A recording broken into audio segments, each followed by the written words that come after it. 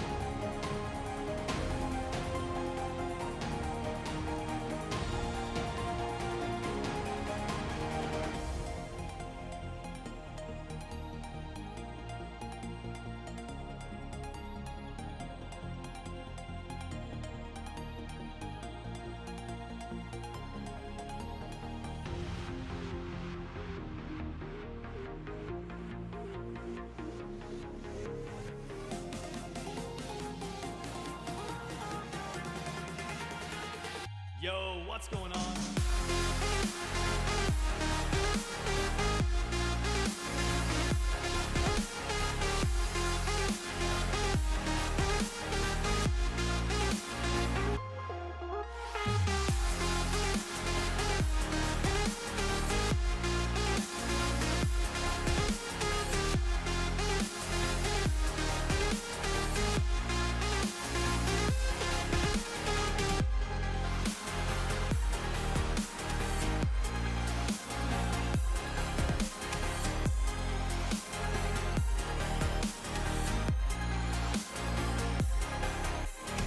What's going on?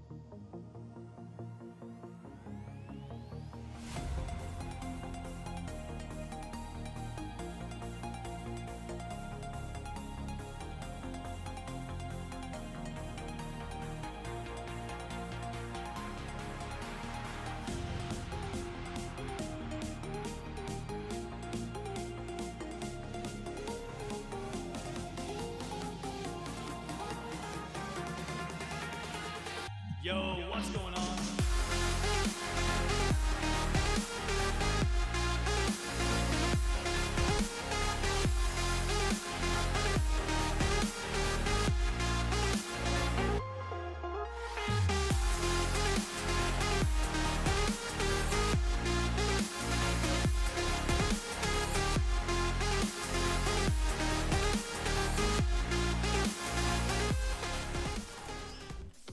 Good afternoon. Good afternoon. Good afternoon.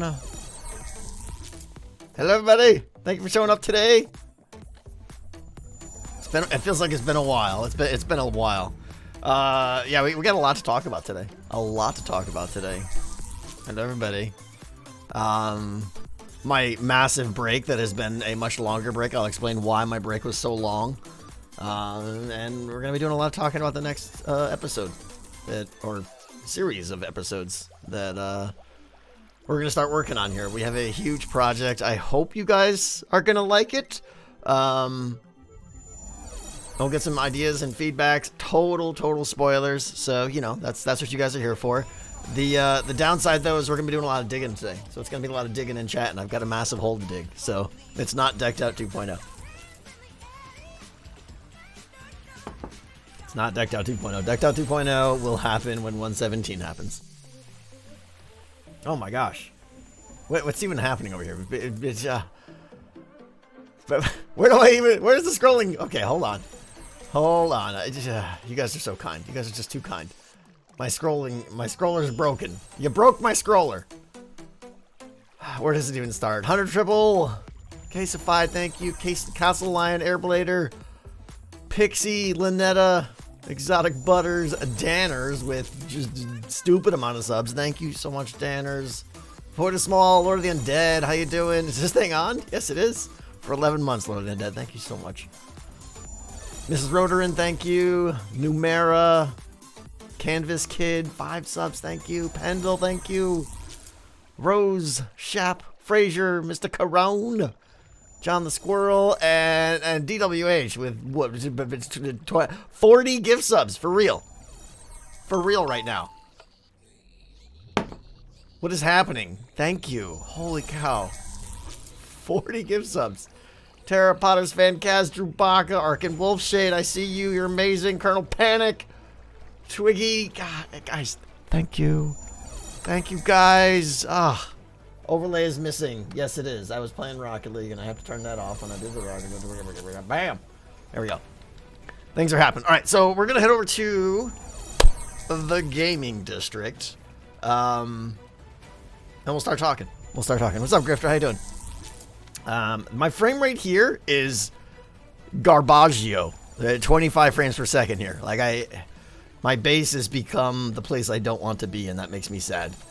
All right, so like I said, a lot of talking today. Less live than you expected. It's, yeah, you know.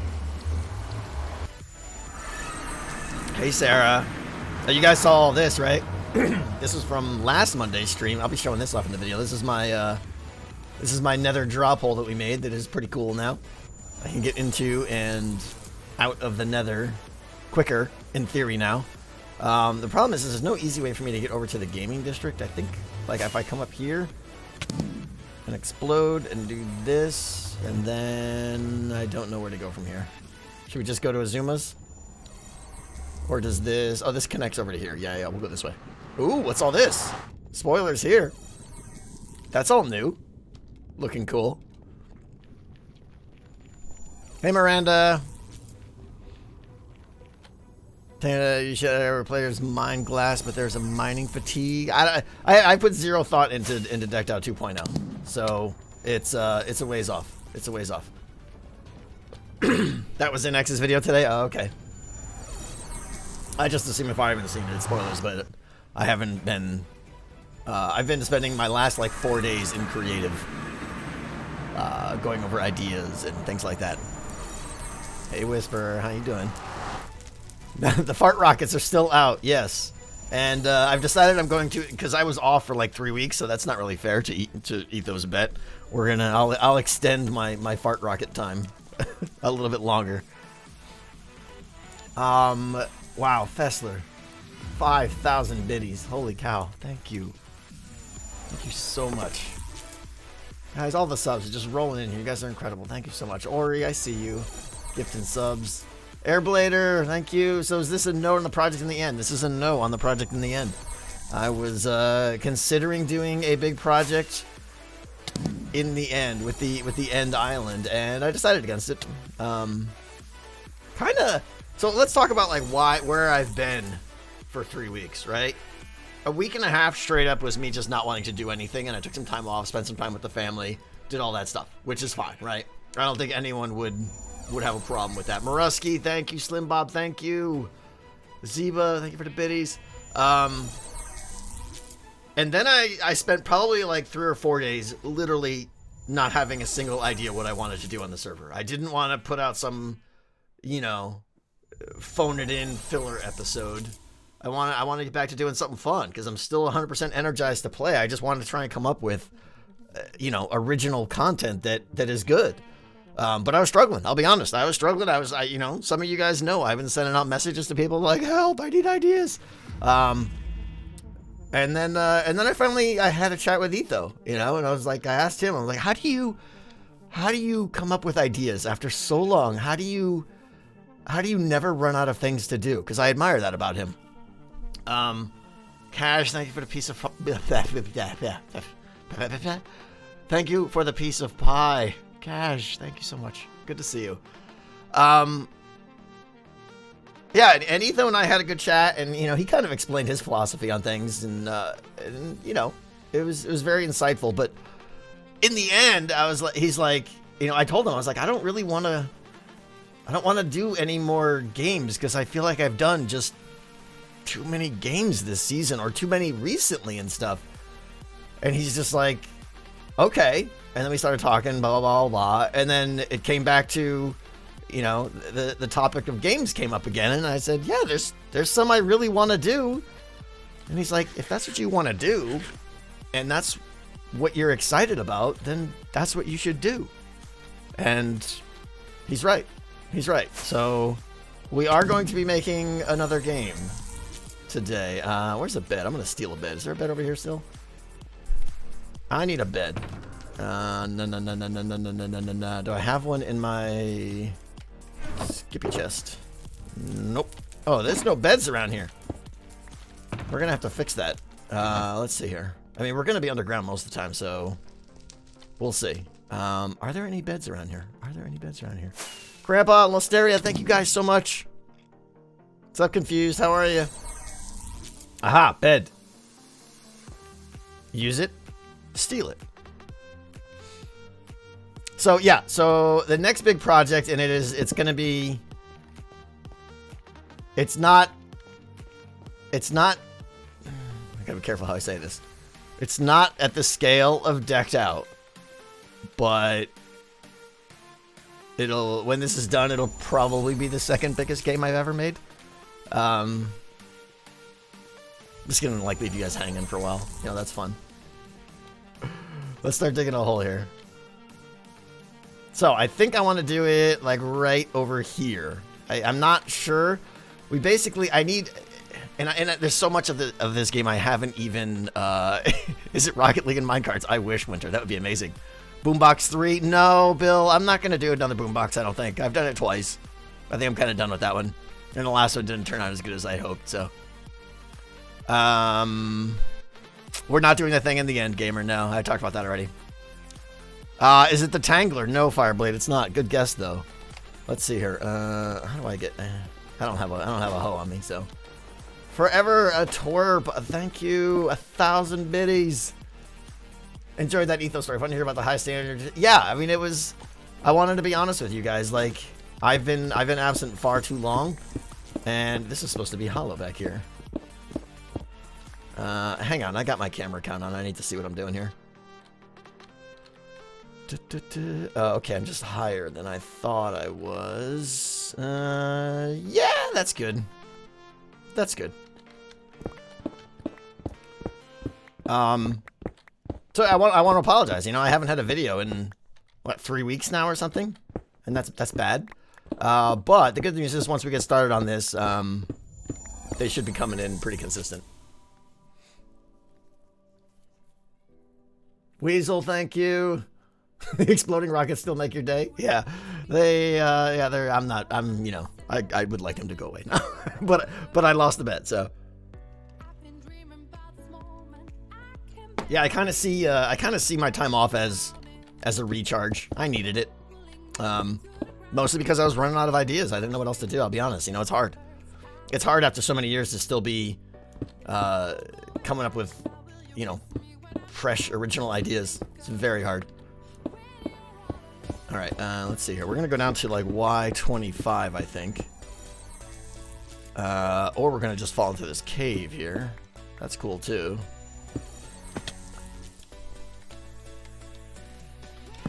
Good news is if a creeper comes up behind us, we're gonna laugh at him because we have so much blast resistance gear on. It's not even gonna make a dent. Not even gonna make a dent. Eating chorus fruit would be better than no, I don't know. The chorus fruit thing, I think that's worse. Only being able to eat chorus fruit every time you eat, you teleport. I would much rather have to use rockets, if I'm honest. All right, there's my diggy hole. Just joined. What are we doing? What are we doing? We're getting settled in. We're gonna start talking about the project. I'll probably reveal in a few minutes because people are gonna be coming in, and I'll have to explain it like 4 times probably, but that's okay.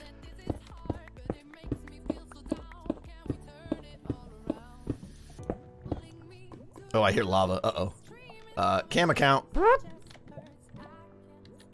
Cheater, cheater. Yeah, there's a little bit of lava right below me.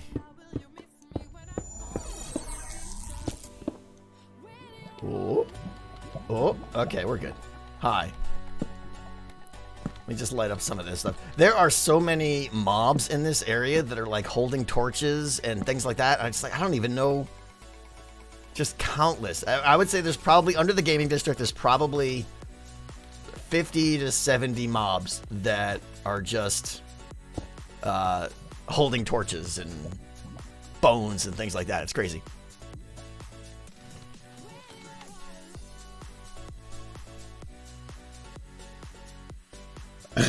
It's not the same cable.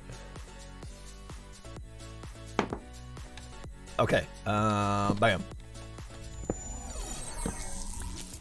Okay, so let's see. I think the hole I want to dig here is 30 by 50, and that's a rough guess. That's a rough guess. So like I said, a lot of digging today. I need to go east, so I want this to be the center, one of the edges, one of the fat edges of the rectangle. So I want it to go this way, 25 blocks. That way 25 blocks, and this way 30 blocks is what I think, roughly. Actually, no, we're gonna, man, this is the problem of getting started before you actually have a complete design. I'm trying to not do that. I'm trying to not, because I already spent like 4 days in creative coming up, solving some of the major problems and making sure that the idea is at least going to work. And I'm at least to that point now.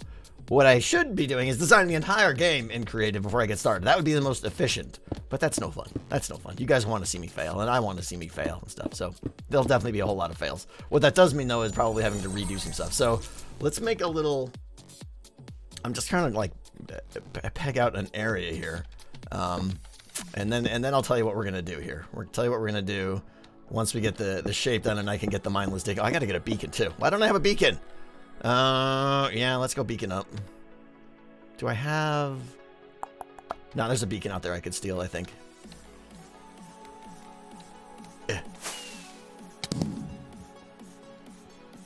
Yep, we're gonna go take one of those. These are mine anyways. Borrow one from Impulses? Yeah, I know, again.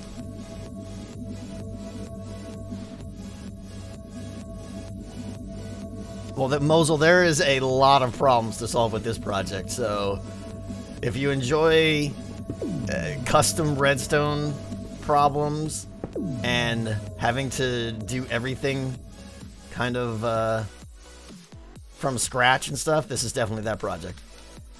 All right, you know what? We don't need to do this. We can just go iron up over there. What is all this?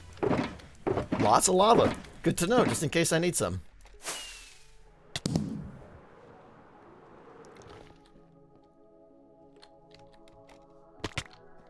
Woo! I forgot. Oh, I do have feather falling. Wow. That was almost a splat. Who plans anything, right, Cash? I know. How much longer do I have these exploding farts? It's supposed to be a month, but I mean, without making an episode for 3 weeks, that doesn't really count. So, I'll probably go another... Oh, I gotta be careful, because if a creeper comes up on me now, I'll be dead. I'll probably do another 3 or 4 episodes of it. We'll see. Depends. At least another 2 weeks. Just start with a square. Yeah, I think the shape I'm going to be digging here will be just like the starter, and I'll have to dig more. But who knows, you know. Okay. So, if this is the area they drop down in, I want to have like an entry room here. Let's, we'll just do torches. Something like this.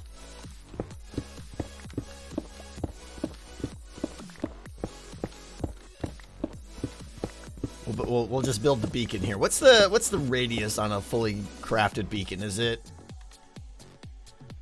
50 blocks, I think? No, I know it's 9 by 9, but yeah, it's 50 blocks. Okay, so that'll be enough to cover all the diggy we need to do here then. And how far down below does it go? Does it go 50 blocks below the beacon, I think, and then infinite up or something like that? I wonder if I could just put this on the surface and I'll be fine. 50 again? All right, yeah. Let's just go put this up here then.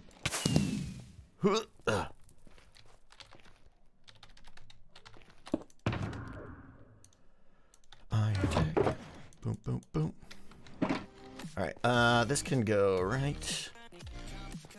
There's nothing up there, right? We can just poke through that, I think. Yeah, temporary. We'll just poke through up here. All right, so 1, 2, 3, 4, 5, 6, 7, 8, 9. 2, 3, 4, 5, 6, 7, 8, 9. Yeah, we're good. Okay. I should probably eat. Yeah.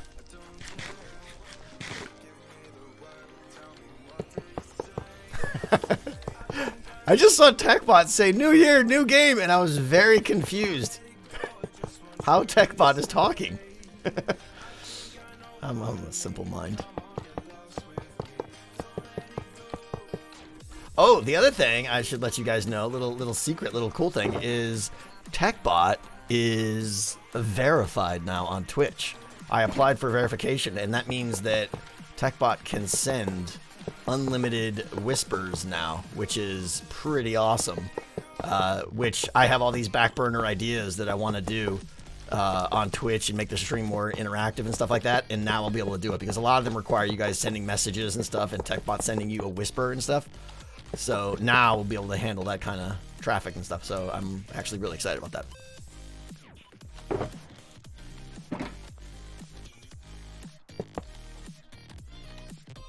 Hunky dunky wonky to you. Ahsoka, you quote Skiz a little bit too much. That's not a bad thing. Skiz is hilarious. Am I at 5 by 5, 3 by 3? Beacon. Let's put another one right here and double this up. We'll get a. What else should we get besides haste? Might as well get like a speed or something like that, right?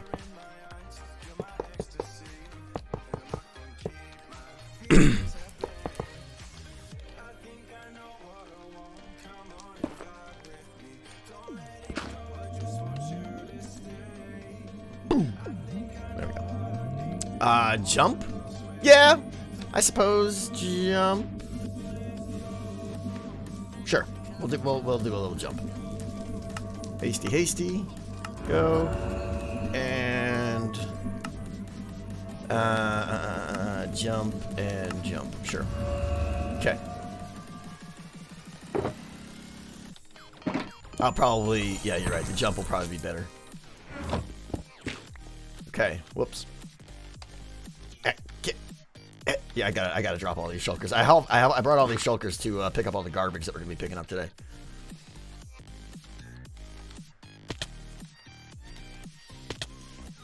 Okay. Let's drop these, and then we'll talk. And then we'll talk.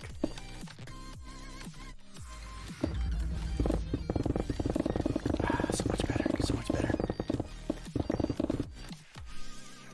Jump is so underrated. Jump is pretty amazing when you're... It depends. It's situational, right? Sometimes it's great. Sometimes it's just like, not really using it. Oh my gosh.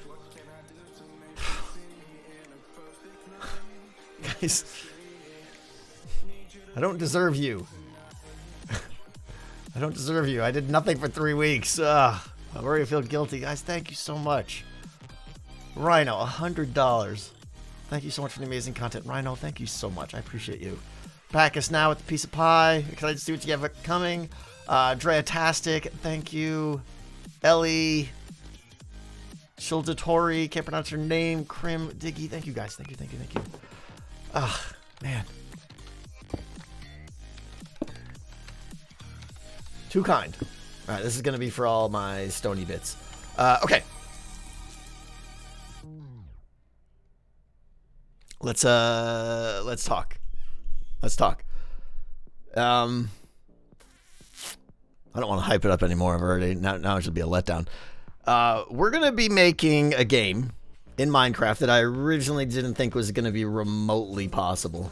But after a few days of research and some help from some people, it turns out I think it will be.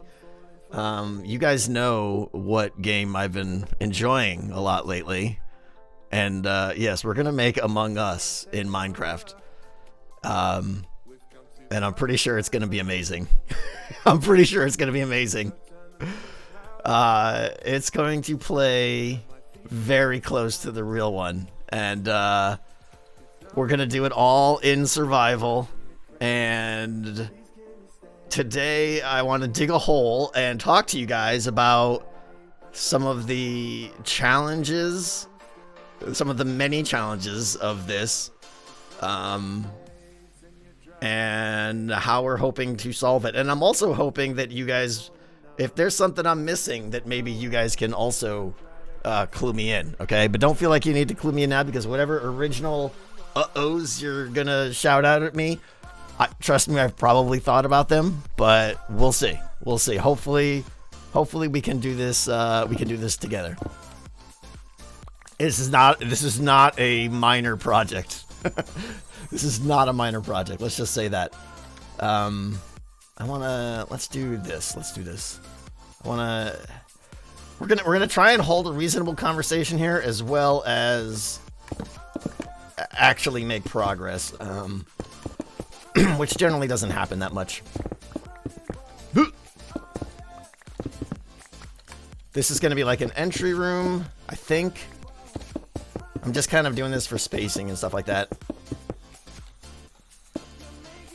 Of course, I ran out of that block already now.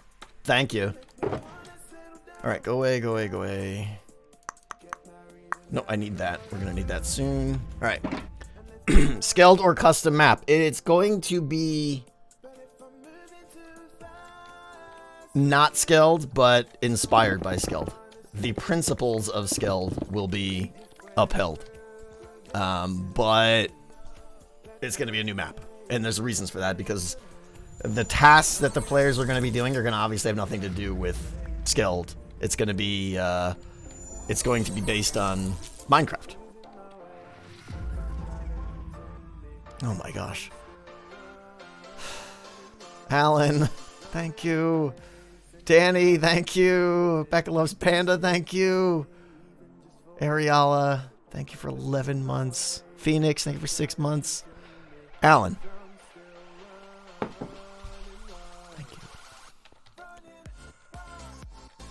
Okay. This is, I wanna mark this. What do I have that's, I don't have anything that's unique yet. All right, well, we'll just leave this here now. All right, I think I want the, we're at 22. I want the game to go up from here. I want it to go from like 20 to 40 probably. So let's dig out 20 first, then we'll go up to 40 and dig down. I think that'll be better. Let's just get this perimeter set here. So that we know when to stop. So we need to go 25 blocks this way. And it doesn't need to be exact here at all, because I don't even know if this is the right size. 1, 2, 3, 4, 5, 6, 7, 8, 9, 10, 11, 12, 13, 14, 15, 16, 17. Good enough. 25. Now we want to go 30 blocks this way. Let's just do a little bit of math, probably easier. Looking at 94, we'll go to 64 over here.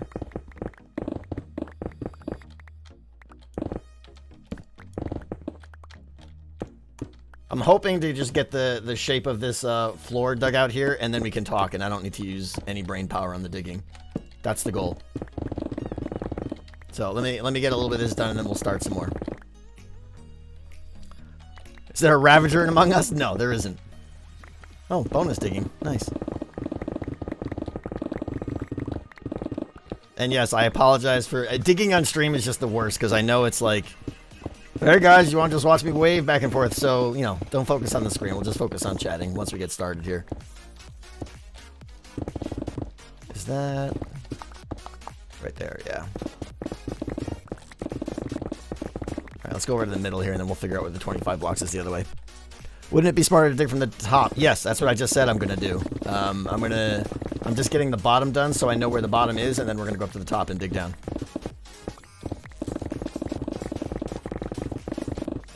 Of course, I probably won't be able to find that room now. Is that it? There it is. Okay, so from here, let's go 25 blocks this way. Looks like 95-ish.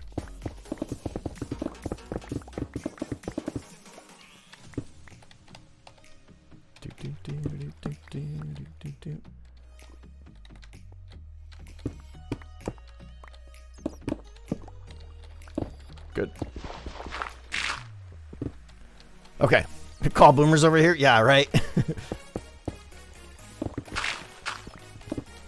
Fact that I'm in the middle of this mine shaft isn't going to help, honestly.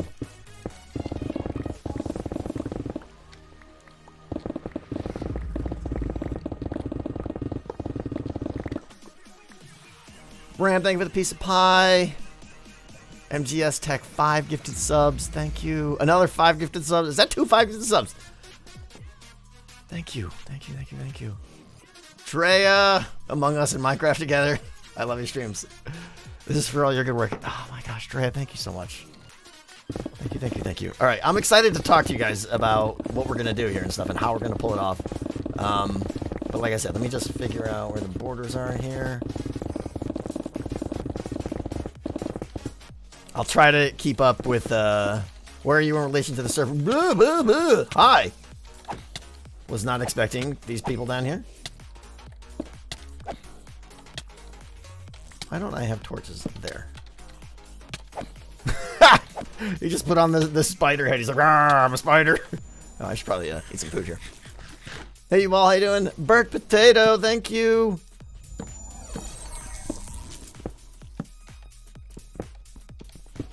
Oh, hi.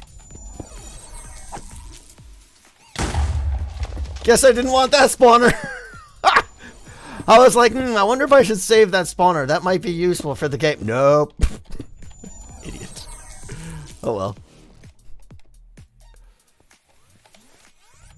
No. Okay. God. Where are these guys coming from? Aha, okay. We have the beginnings of a perimeter here.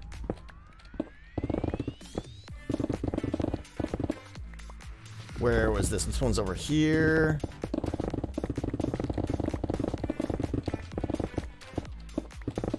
Let the grind begin. Yeah, this is not a small... This isn't a decked out size hole, but it's definitely a... I'll do most of it off camera here. I do have other stuff we can do today, but I would like to make considerable progress on this. As long as we have stuff to chat about, we'll keep digging.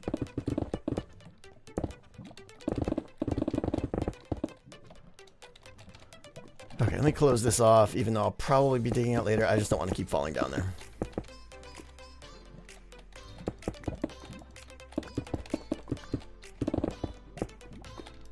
Hello, Ghosty. There you are.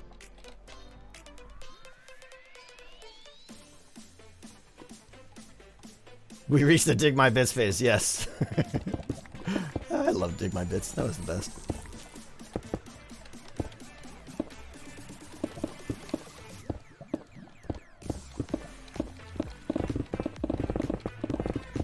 Yeah, this mine shaft is actually just going to slow things way down. do we have? Let's get this out of here. Okay.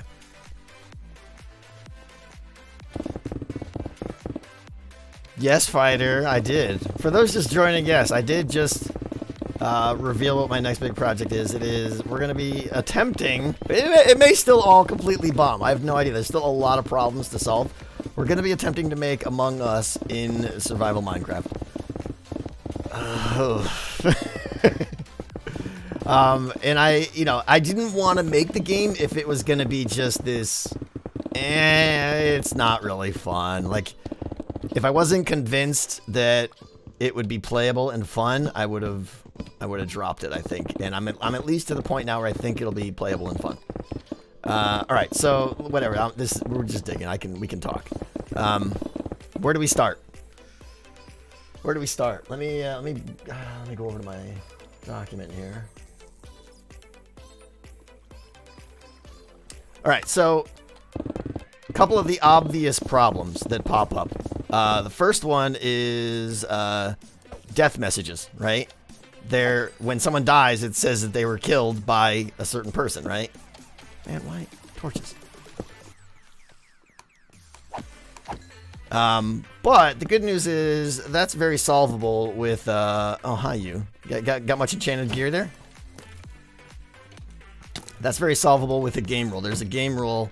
Let me just get a little bit safety here.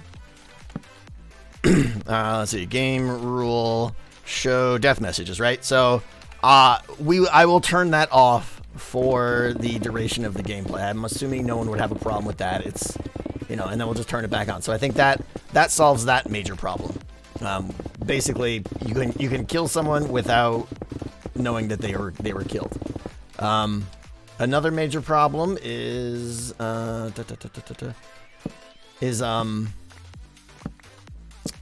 name tags. Now, I don't have a solution for that yet, and I'm hoping it just isn't that big of a deal. Yes, you could stop and look around and kind of see where everyone is.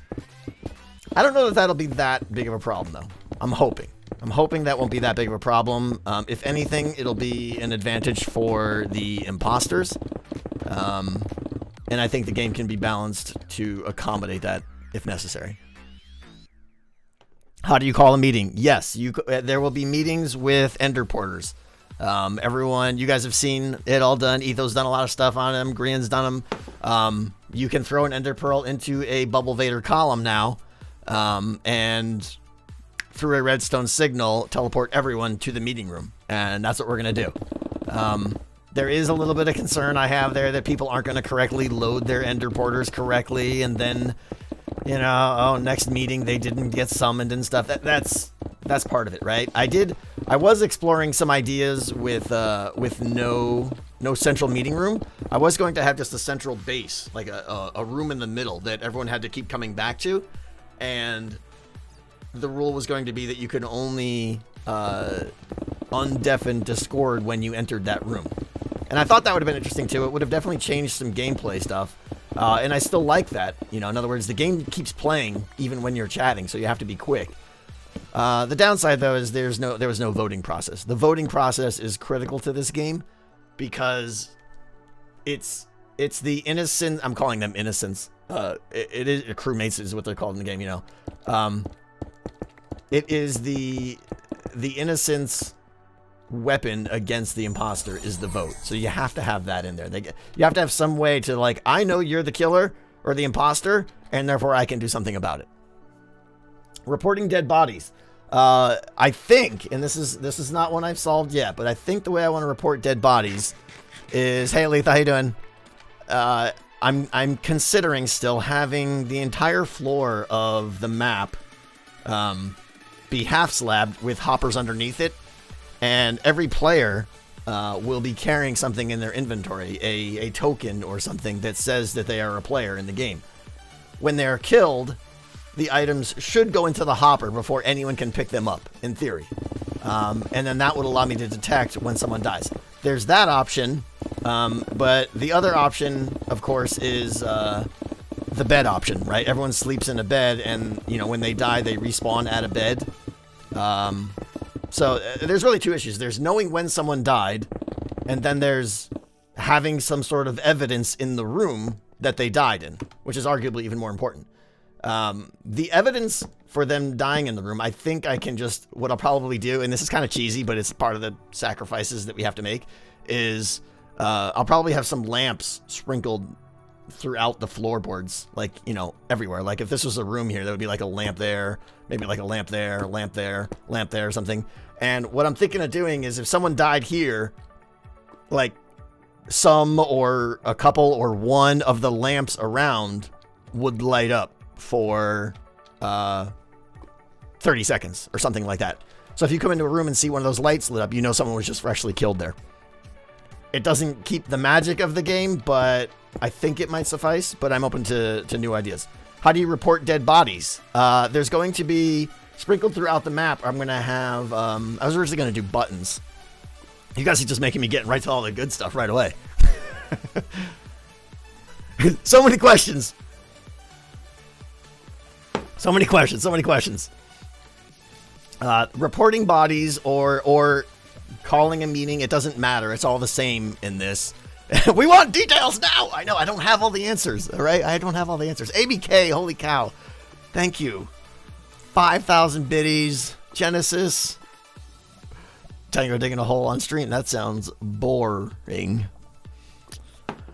I expect nothing less, Genesis. Very good. Kaylee, thank you. Oh my gosh, you guys are just too nice today. $50. I want to show my support and thank you for getting me through 2020. Kaylee, thank you so much for being here. Thank you for the support. Ms. Purple, thank you guys. So, what was I saying? Oh yeah, I'm going to have note blocks in the walls. Probably every 5 blocks or so. In hallways, in rooms, everything. And if anyone right-clicks, bam, on a note block, basically it's just a glorified button. It's an easier-to-click button. Boom, right-click on it, observer will detect it. It'll send a signal up to the series of ender porters, and everyone will be instantly teleported up to the meeting room, where a timer will start, discussion will happen, everyone will be able to do push-to-talk then, and then there'll be a voting process. And the voting process so far has been the most complicated thing. I can't even tell you how hard that voting process was, but I think I figured it out now.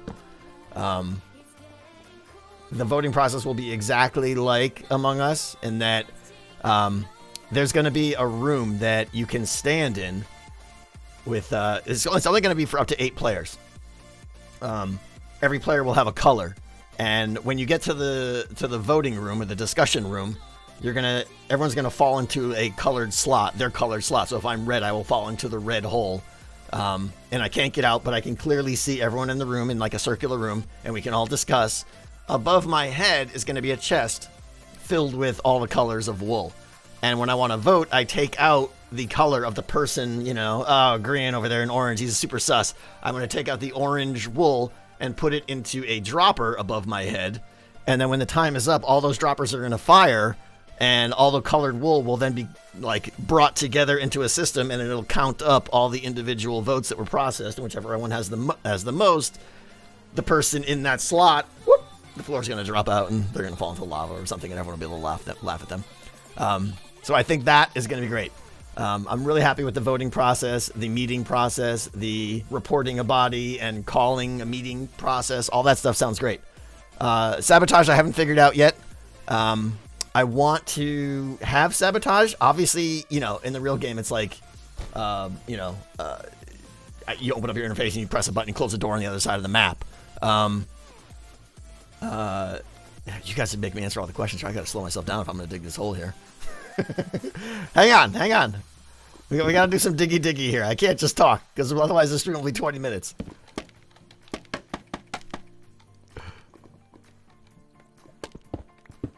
Yes, I'll talk about vents and I'll talk about kill cooldowns in a second. Just let me get up to the top here so we can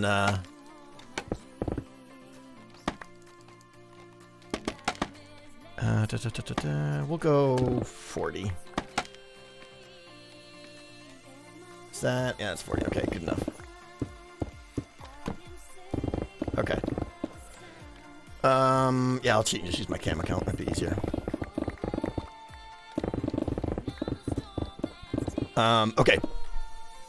What about skip vote? Skip vote will be in there. Yeah, there will be the color white. White wool will be a skip vote. So if you don't want to vote anyone off, you just throw a white wool in, which is obviously different than abstaining. So I just want the white will not be a playable color. White just means, you know, peace, basically. All right, hang on a second. Camera count.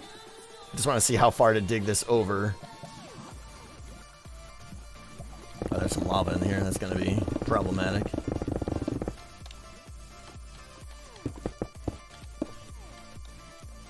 I got to get rid of some of this stone already here, too. We're there. Good.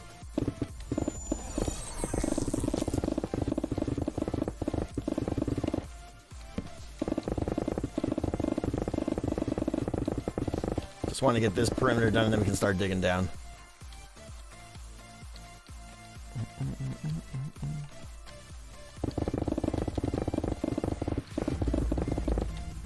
Bear with me for a second. I know you guys have a lot of questions. And trust me, I won't have all the answers. Right where I'm standing looks good. Shovel, shovel, shovel. Oh, hi, Dot. How you doing? Tell your friend there to start getting back to work. It's time.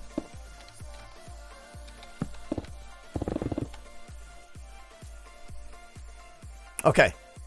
Tango, how do the imposters have items for each sabotage? How about the imposters have items for each sabotage? They throw them on the floor and they'll pick up. Yeah, D-timer. Yeah, that's kind of what I'm thinking, and I'll get into that in a second. There's going to be basically gear, or like starting kits based on what role you're playing.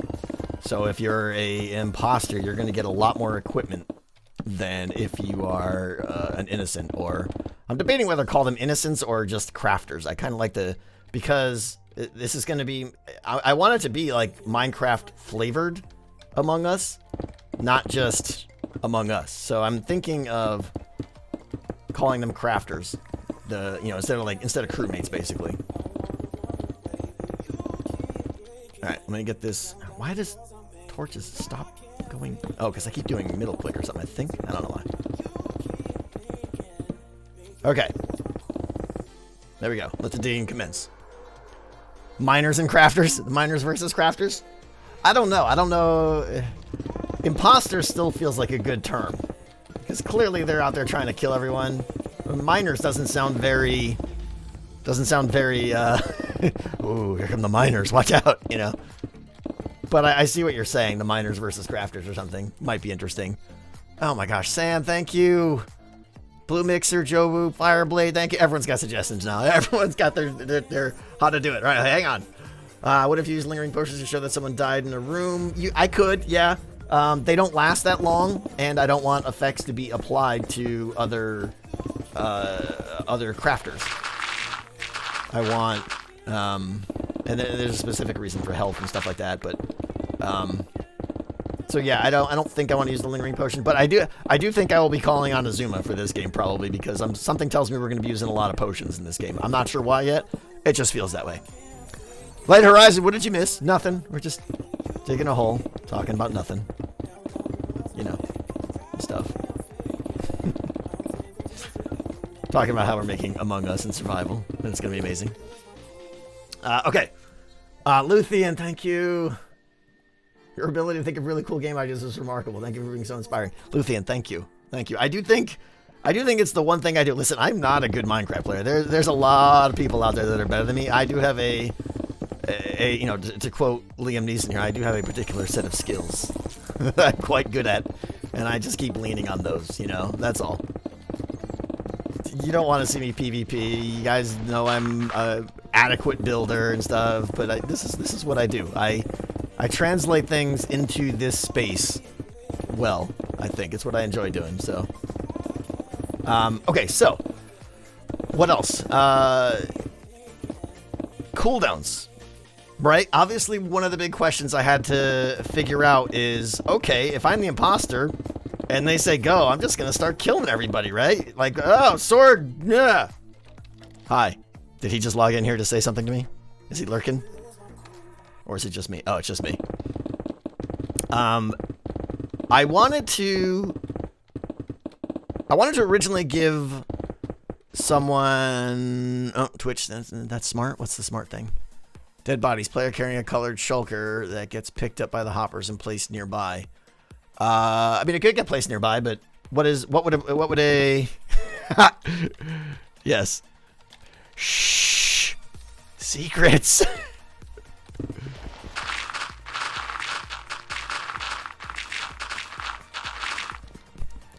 See what he says. Please tell me. Well, I'm explaining it all on stream now. Okay.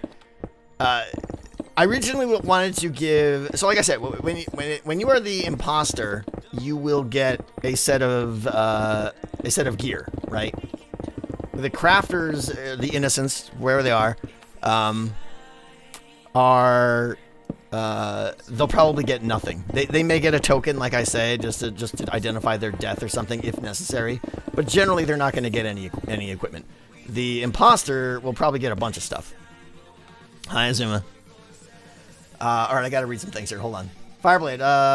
So I know you said about lamps to report dead bodies. Why not use armor stand that once your player detector sees there's an urn, it dispenses an armor stand to show there's a body there. That would be easier on the rest. So yeah, that's good. But then how do you get rid of it? Fireblade, that's the problem. Everything has to be resettable.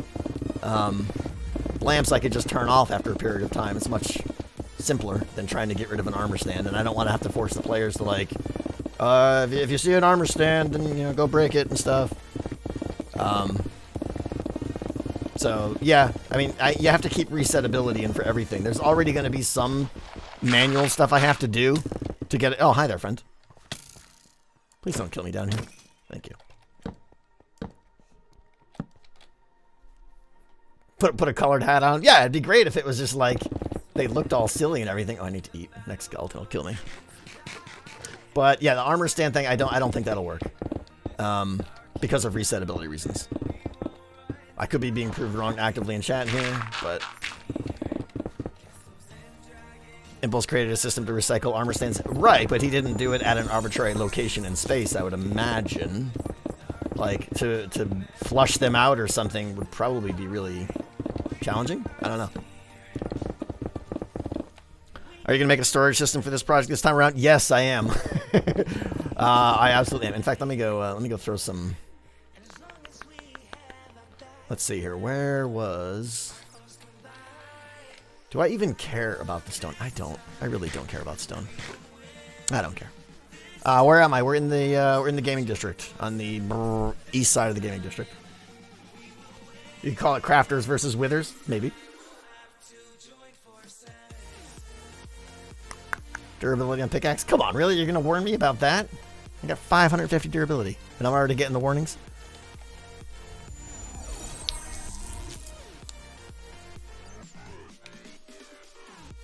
Yeah,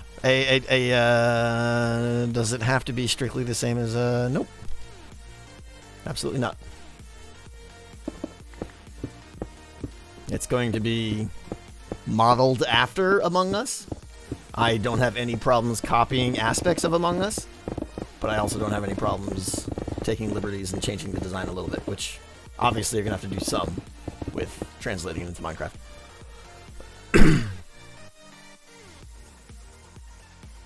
Yeah, death messages can be turned off via game rule, so we'll be able to do that.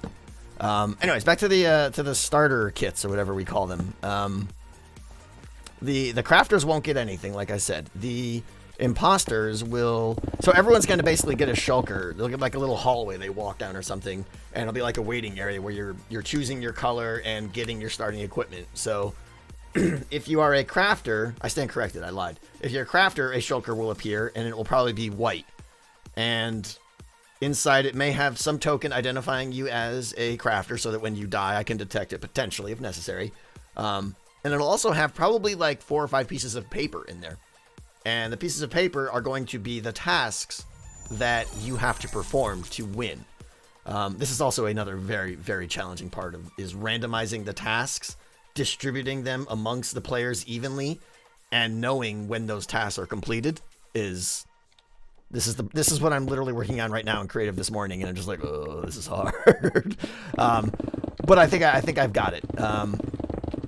So yeah, you'll get some papers with some, it may say like, create an iron block, or get a bottle of honey, or something like that, right? That you'll have to travel the map and know the map, perform tasks and acquire probably items. The output of all tasks will probably be an item of some kind that you have to then bring back to the base area and throw into a hopper, chest, whatever. And that's how so your task won't be done at the task station. Your task will generally be like, wander the map and do some stuff, collect some stuff to maybe craft some stuff, and get an item that your task is. Arbitrary stuff. I'm in the process of trying to think of tasks. We'll come back to tasks later, and I want to get some, you guys might have some good ideas for what tasks would be, but I don't want to hear them now, please. Don't spam me now. Okay. What about camping? What about camping? What is camping? What do you mean? I don't know what that means. I've still got plenty of big axe there. X may want some stone. I suppose, I mean, I brought all those shulkers over for this reason. Camping a spot. Is that, like, camping the base room or a task location? Oh, you mean like the imposter camping and just, like, shooting anyone that comes in kind of thing? Maybe. Hadn't thought about that yet. I suppose that could be an issue. Like I said, there's probably going to be some flaws that are to be detected and still to be solved. I don't think I have all the answers yet at all. If a crafter dies, are they done? This was one I was struggling with. I didn't want them to be done because that's like a super buzzkill and it just sucks the fun out of it if you can't contribute. Man, I'm losing my voice already. My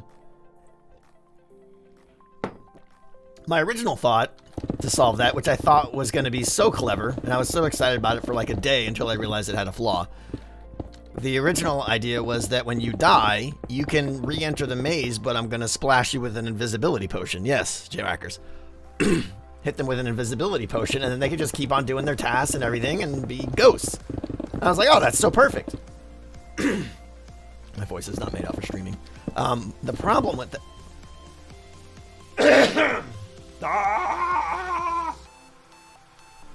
Ha! Oh, hi, little friend. The problem with the invisibility potion, though, is someone can just hold a anything in their hand, and people will be able to see them, right? People will be able to see them.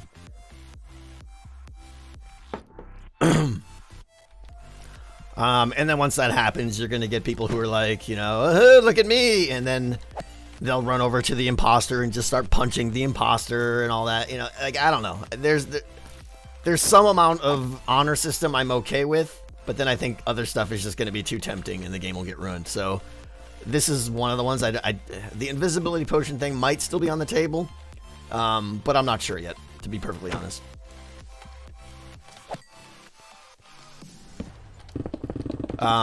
The other idea I had, and this would be definitely custom to this that Among Us doesn't do, because obviously Among Us just makes them go as ghosts.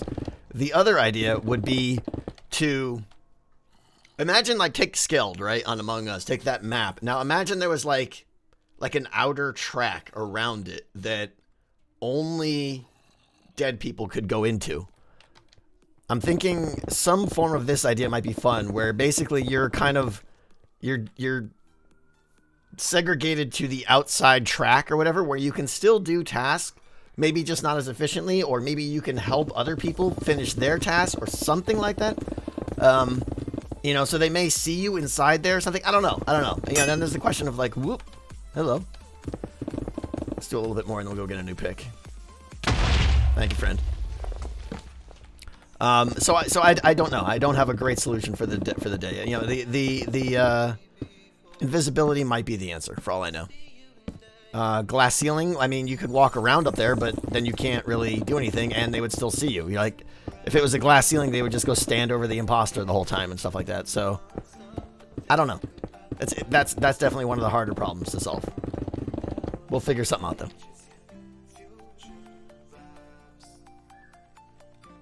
Duplicate the map below the other as the... Yeah, I'm not going to do the whole thing twice, Forever Twerp. That's...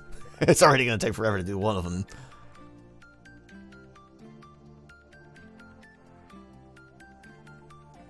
How are you going to have a kill cooldown? I'll talk about that in a second. Spectator mode, I mean, we don't generally have players switching between spectator mode and survival mode on the server, so I don't want to... That's not an option. Alright, let's go get a new pick. Boom, boom, boom.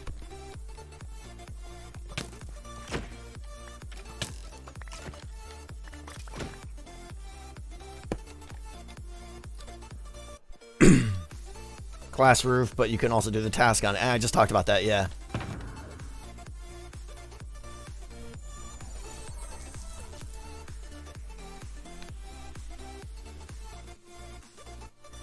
Dead contributing in some other way. Yeah, Sneaky, that's generally what I'm thinking, is the dead will be able to contribute. Because all that really matters is once you die, you can still do something that helps you think, that makes you think you're still progressing the cause, right? That's all that matters. It doesn't necessarily have to be completing tasks, you know? But, see, there's all kinds of problems because the tasks that you originally had technically need to be done. So yeah, I've got problems that need to be, I got problems, let me tell you. I got things that definitely need to be figured out still.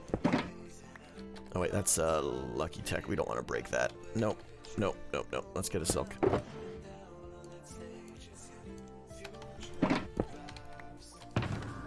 That back. Okay. Dead drop item will help. Help with what?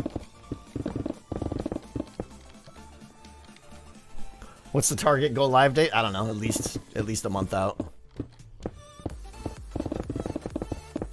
There's a lot of problems to solve.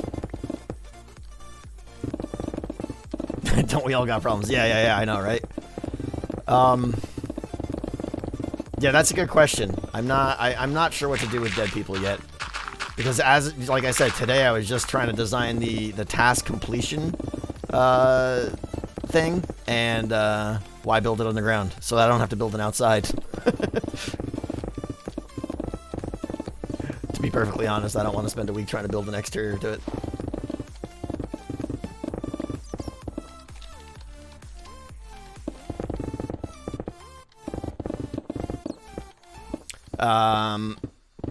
Yeah, so I'm not sure. Maybe if the dead person's tasks. There's a lot of ideas. I don't know if the dead person's tasks. Oh, did I miss him? I guess so. If the dead person's tasks fall into the hopper system in the floor, and then another player can pick up those tasks, but then you have an escalating problem of people dying and people getting overwhelmed with tasks. So I think somehow you have to be able to finish your tasks after you die. I don't know. This is going to be a big problem. Yeah. So anyways, killing. You know, I was originally going to say, oh, hi there, friend.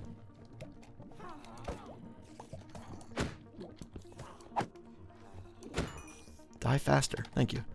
I was originally just going to give the imposter, you know, a sharpness 5 sword or something, right? But then there's just no cooldown on it at all. And you could just literally murder everyone. So I think the idea I'm going with is the imposter will get a crossbow. Probably like a quick charge unbreaking crossbow. And the way I do cooldowns is by throttling the rate at which you get arrows. Now, so, you know, you may get 2 arrows together or something, but you're not going to hopefully have like 10 arrows where you can just go on a killing spree. So you'll probably start with 1 arrow, and then there's either going to be little like stations around the map where you can pick up another arrow over time, or maybe as the crafters finish tasks, arrows will appear in these little stations or something like that. No, the crossbow doesn't need durability. It's just throttling the rate at which they get arrows, I think. Yes, Hoagie. So, what was I saying? Oh, and then the other thing is, whenever everyone starts out the game, because you can't one-shot someone with an arrow with a crossbow, no matter, there's no way to do it really. Even I'm gonna be using like arrows of harming and something. I'm probably gonna get some potions from X to do this. You can't kill someone with 1 shot. So that means that what I got to do is when the game starts, I got to get everyone down to like 3 to 5 health or something like that, with no food and stuff, so they don't regenerate, so that then they will be one shot. Which I think is, it just adds a little bit more nuisance, but it should solve the problem, I hope. Because I don't want you to have to like shoot 2 arrows into someone to kill them. That's going to be really clunky. X says, why build underground? I answered him.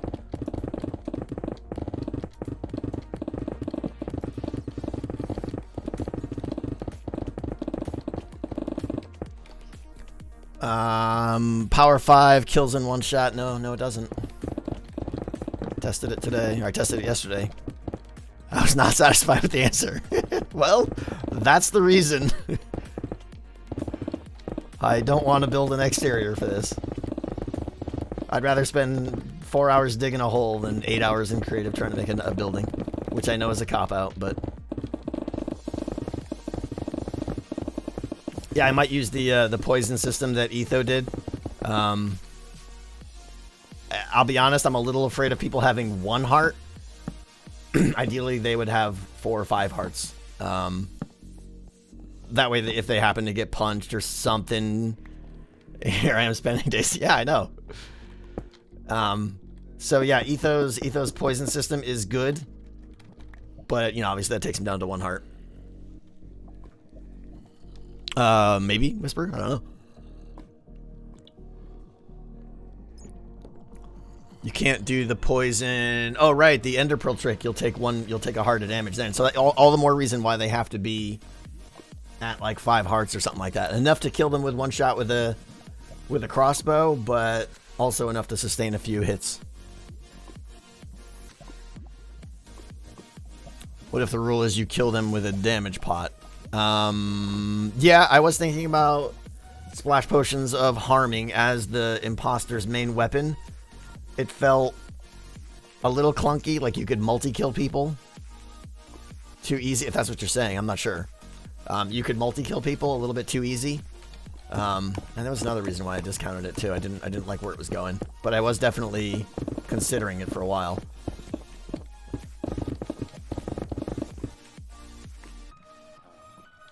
Where's my bow?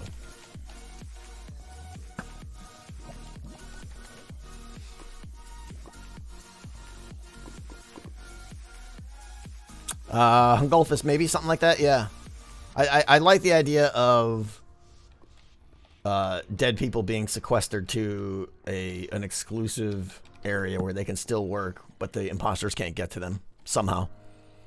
The poison system going to be adjusted. I get them down to half a heart because I need that. Ooh, okay. Then it sounds good. Yeah, I think if that poison system is flexible, then that is probably the better idea. The other option I was going to do is just like drop them in lava for like 2 seconds, and then suck the lava up, and then time the burn rate and everything, and you can do a fixed amount of damage that way too. But the poison one is a little bit more elegant, I think. Oh, hi friends.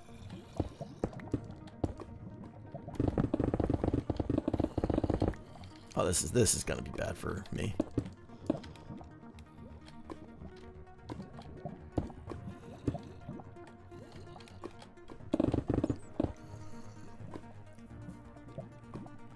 Room above, below with a glass floor, ceiling.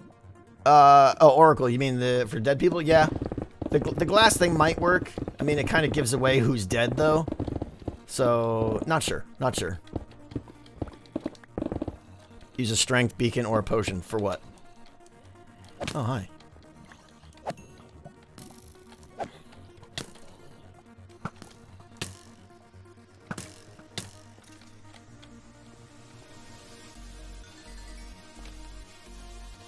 Need more torches.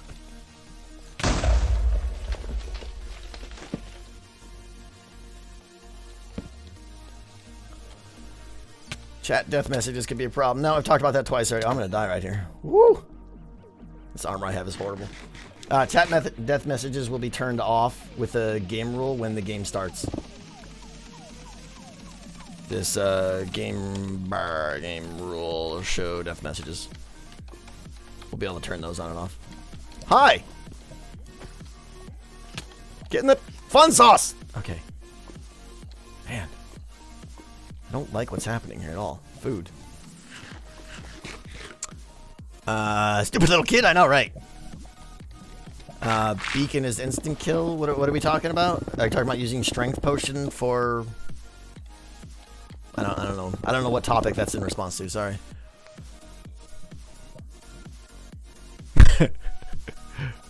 Got it, Whisperer. Yeah. Glass plus invisibility potion. The invisibility potion, the problem is they can hold an item in their hand. We talked about that as well, too. I mean, that might be what we end up with, and that's just a kind of a gentleman's rule that when you're dead, make sure you're not holding anything in your hand. But I think people will make a mistake very frequently, and it could give away a lot of information and ruin the game.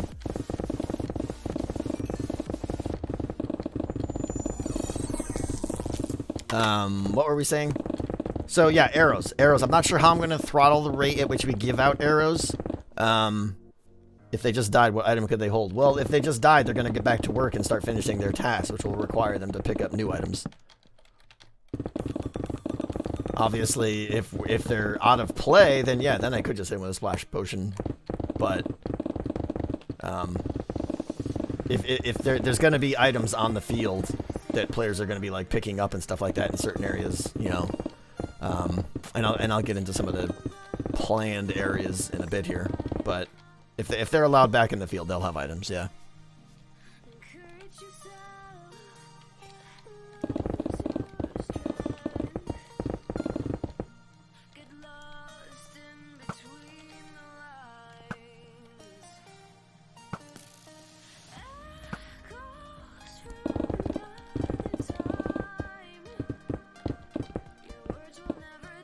Can you take a redstone signal from the bed? For what? I can detect when players die because, yeah, everyone will sleep in a bed before they start a bed of their color, and the only place to spawn when they die will be on a pressure plate, so I'll know who's dead redstone-wise. That's how I'll know when the game is over, either when the 2 imposters die or when the crafters die. Can you see invis bubbles? The other rule, depending on how heavily we lean with potions here, the other rule might be that players have to turn off particle effects, potion effects and stuff, so that we can do things like invisibility potions or stuff like that. But we'll see. Only if having potion effects on you is necessary. Yeah, game sound is a problem too. Like, you can hear someone die or be attacked up to 16 blocks away. So I think I'm going to have to take that in mind when I'm planning out the size of the map, the scale of the map, so that generally there's not going to be people really close by you, because if you kill someone and everyone hears it, it's also going to be very hard to be the imposter too. So there's a lot of problems like that, just core game mechanics that are going to make things really challenging, I feel like. Later, Zuma. Yeah, possibly some potions. Venting. Okay, so here's the thing with venting. I really wanted to get... Well, let's first establish what venting is. Venting is a way for imposters to travel quickly around the map, right? You know, going into a... Oh, I thought that was a little zombie that just popped out of the rocks. Going into a hole and through a tunnel or something like that is one way to do it, but I think there's other ways of solving venting as well, too. My first thought, which I was really, really excited about, was using potions. The idea, and this has a flaw, unfortunately. You guys will probably figure it out. The first thought was, you know, one of the agreements is that players can, yeah, Ender Pearls might be a good answer. You're right.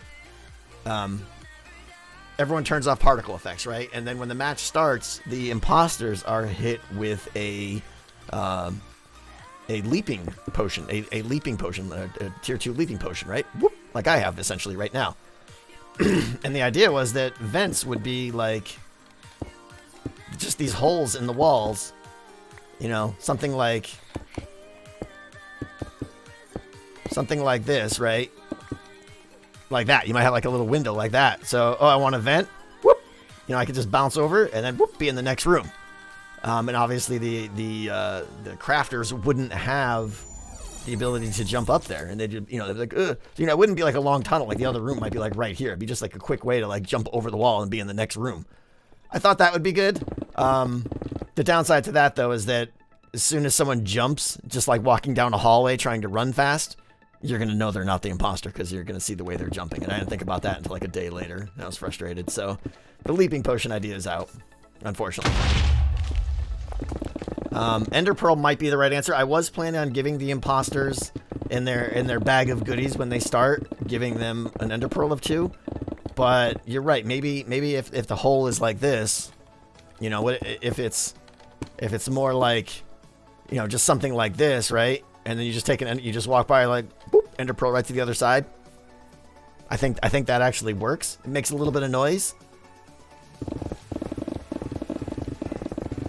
but we'll see. Ender Pearl would mess up their meeting stasis. You're right. No, it wouldn't. Because the other Ender Pearl is still tagged with their name, right? It's still fine. You can... the chorus fruit's gonna be too hard to manage. It wouldn't work. How about trapdoors on walls at the bottom? I mean, it's a question, how do you get in there? How do you prevent the crafters from entering in? You could just... yeah. Maybe you're right. Maybe that is one of the cases where just gentleman rules of... you know, you can't use them if you're a... they're for imposters only. I don't think anyone would go in there...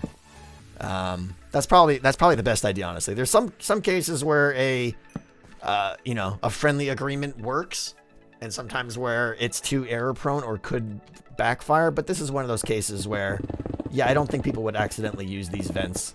So maybe you're right. I'm kind of liking that now, actually. Do you already cover how to report a body? Yes, I did. I'll talk about it again in a little bit, though, maybe.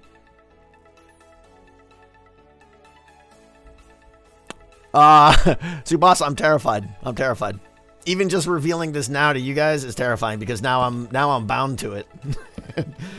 Now I can't scrap the idea.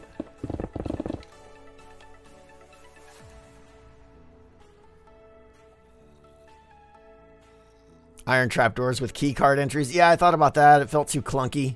Gotta like go up to the thing and like, hold on, where's my inventory? Get the thing, open up the hopper or whatever it is, and put the. It would take 3 seconds to vent, and that's no good. It's gotta be instantaneous. Evil donated some pie. Yes, he did. Thank you, Evil. I've missed a lot of people. I think all the subs, guys. Thank you so much.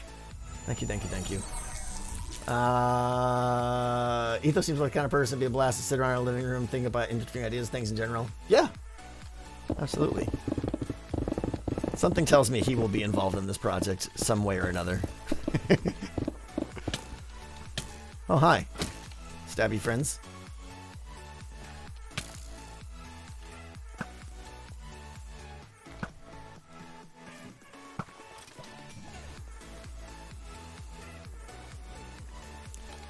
Trapdoor with a pressure plate. Yeah, we could have something where it's like, you know, like if the pressure plate was something like you're saying, like pressure plate there with the trapdoor right there, so it's just kind of like flunk, flunk right in. Maybe that is quick. I also like the idea of them being like reset into the wall a little bit too, like so that way there's no alignment issues. You could just be like, oh, I want to vent. I just go right in there. And it just happens. And it's very hard for you to accidentally fall in. So, you know, like if the trapdoor was right there, that works pretty well, I think. The problem is I don't want you to have to be in a tunnel for a long time. Like you know, in the game, you can travel long distance because you're just kind of teleporting, right? Here, you actually have to run over there. And because of name tags and things like that, I don't want there to be like a long tunnel. I want it to be like, basically, you know, so maybe this isn't even a trapdoor. Maybe it's just like this wall goes down or something like that. And then right here is the next room. So it's really just a way to shoot through walls or something like that. I think would help. I don't know.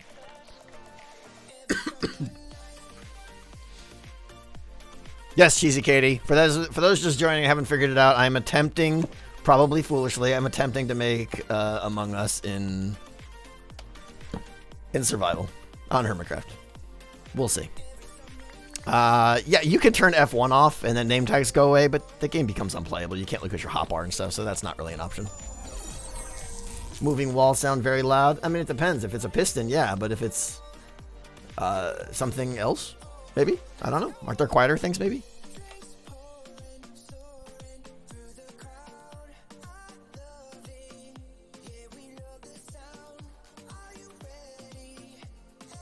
I'm not gonna read your name, but yes, having random noises throughout the dungeon is something I was actually considering, just to kind of background noise that just to kind of distract the crafters, so that hopefully some other noises could happen without them being obvious what it is. Maybe there's like pistons in all the walls that are just randomly moving around or something like that. That might be necessary. Isn't there a game rule for turning off name tags? No, not to my knowledge. I wish there was. There should be. Can't believe there isn't at this point, but yeah, to my knowledge, there's no way to just turn off game tags, name tags, whatever they're called. Using the shulker glitch on the ground, it would be fast. Oh, you mean like when there's a 2-block tall gap? If there's a shulker there and you open it, and you fall through it. That could be the way to get in. You're right. But again, it depends if I want them to go down or across. I'm not sure. You can use scoreboards to disable name tags. Oh. Can you? That might. I'm trying to avoid scoreboards, but that's not cheaty at least. It's just, I don't know. I don't want to lean too much on that stuff. That's interesting, for sure. Ravager quick travel? No, there's no way.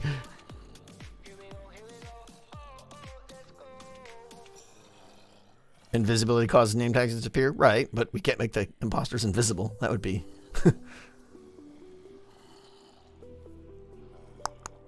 Slime pushing systems. Yeah, there could be a system where you fall in, boom, get hit by a slime block across some ice into a bubble vader, and you're up. So it could be 2 seconds. So that might be good. I got to experiment with it all. I think the bottom line is clever map design will make it so that I don't need to vent long distances. It's just kind of going through the wall. That's the goal. But going through the wall isn't as powerful to the imposter, because you could still kind of see their name tag there. Like if you go in the room and there's lights turned on or whatever showing that a body was just killed, and you could clearly see their name through the wall. That'll give it away a little bit, as opposed to like in Real Among Us when they're actually really far away.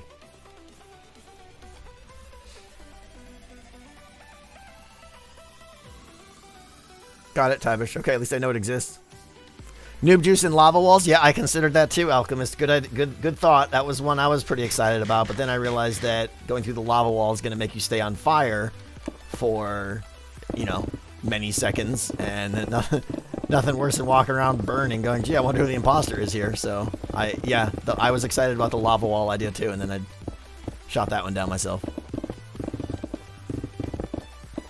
Thank you, Whisper. How do you map design? Graph paper, computer program? Decked Out I did in Photoshop, actually, because it was so big. This one I'll probably just do in Creative. What I've started doing, actually, is laying down, just using pressure plates on a flat surface to represent the walkable area, because they're easy to break and add and stuff like that. But who knows? I'll probably just do something in Creative. This map isn't going to be that big where it's, unbearable to design. Did anybody mention Ethos Ender Pearl Transport? Yeah, we're using that to call a meeting. Did I cover visual tasks? No, I don't know. I don't think there'll be... Well, I mean... I don't think there's going to be a task that verifies you as a craftsman or innocent or whatever they're called. Woo! So there probably just won't be visual tasks, and I think that's not a problem at all. Perfectly, if I'm honest.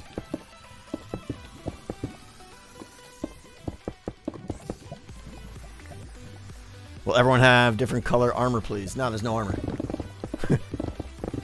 If you're a crafter, you go in basically, naked. And you have to... I don't know if you'll be making tools or not yet. One of the things I'm thinking, though, is there's going to be like a central room, I think, what I'm calling the base, for lack of a better term. I think that might be the only crafting bench in there, so that it forces you to have to come back to that central location to, like, finish a task, deposit your product or whatever it is into the thing, and then go back out and do more things. So it makes a good motion for everyone to, like, spread out to the sides, do some work in some of the isolated rooms, come back into the central area. I think that'll make a good flow for kind of like isolating yourself, because you have to design it such that the craftsmen are self-isolating, right? One of the things that Among Us does good is everyone gets different tasks, so if everyone tries to stay together, they're going to be very slow at getting their tasks done. By everyone having different tasks, it kind of incentivizes them to split up, which is a good thing for the game. That's what makes it easier for the imposters to kill them. Use minecarts for vent. I mean, minecarts are loud. Minecarts are loud, but you're right. You could have something where you just like hop in it. Oh, hi there. Whoop. You could just have a minecart that you hop in and then go under a piece of glass or something and then hop out, maybe. Wow, these mobs.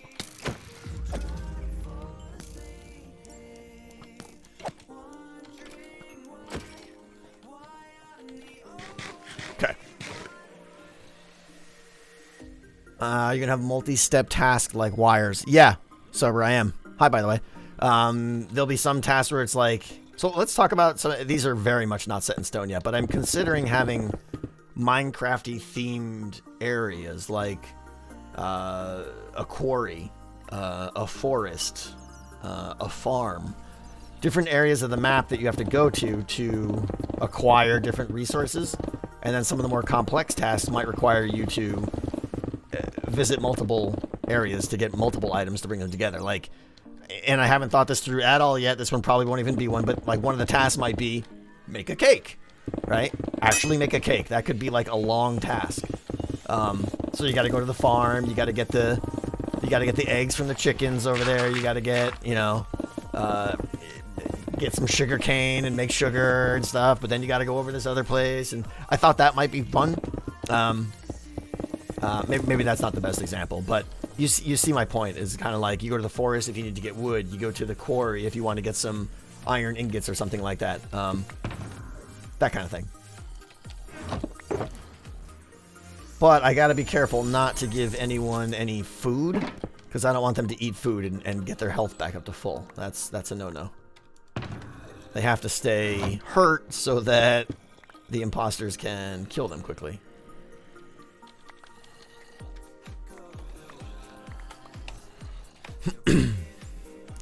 Mad, thank you for the piece of pie. I was about to suggest harm 2 tipped arrows for insta-kill, but then I tested and found out they deal less damage than normal arrows, which is weird.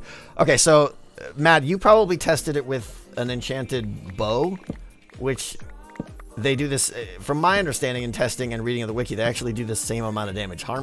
Arrows of harming don't do any more damage if you have a bow with power 5 on it, which is weird. But I do think they do more damage if you just have a crossbow, because crossbows don't have any damage enhancing enchantments, to my knowledge. I think there's something weird. I don't know if it's a bug or what, but like the harming damage is kind of in the same overlap space as enchanted power damage, I think.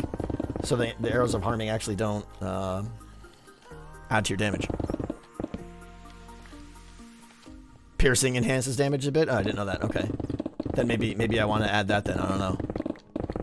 But I like crossbows better, obviously, because they're instant. You know, that obviously you'll just like have your crossbow on your bar, right? So if you want to kill someone, you're sitting there with like, oh, I'm punching a tree and I'm doing stuff. Look at me, I'm helping, right? And then you just like boom, pop, boom, and then you just run out of the room, right? Of course, there's the issue of reloading, which I think is tactfully deciding when to reload is another skill I think that the imposters will need to have. So I'm not sure if I want to have quick load, quick draw, or whatever the enchant is on the crossbows or not yet. I'm thinking without might be more fun, to be honest. What's up, Miner? Another event idea, stationary minecarts that imposters can quickly right-click through to move long distance. Yeah, that's kind of what I was talking about, Cookie Hook. You could, right-click on it, and then it can shoot you off. But they would be one way, of course. And you wouldn't know which way. It would be based on which way the minecart was or something. Or unless there was a way for it to, like, rebound. I don't know. It could be weird.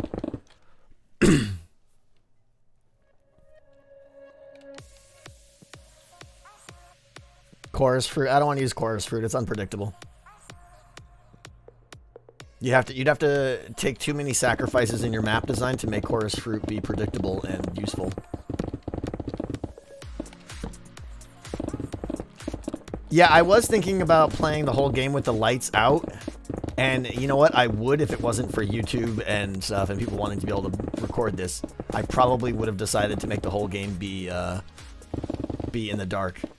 You can still see in the dark, but it definitely would help a little bit down some of the long hallways and stuff like that. But it would be horrible for video, so we're not going to do that.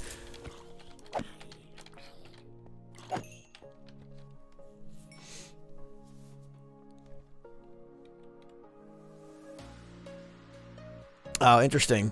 Whisper. Hadn't thought about that. You'd be slow, but that's interesting. I'll keep that in mind. Slime chunk's going to be an issue. Yeah, probably.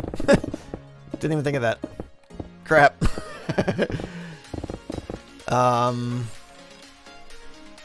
Do I need to stop digging this hole? How much is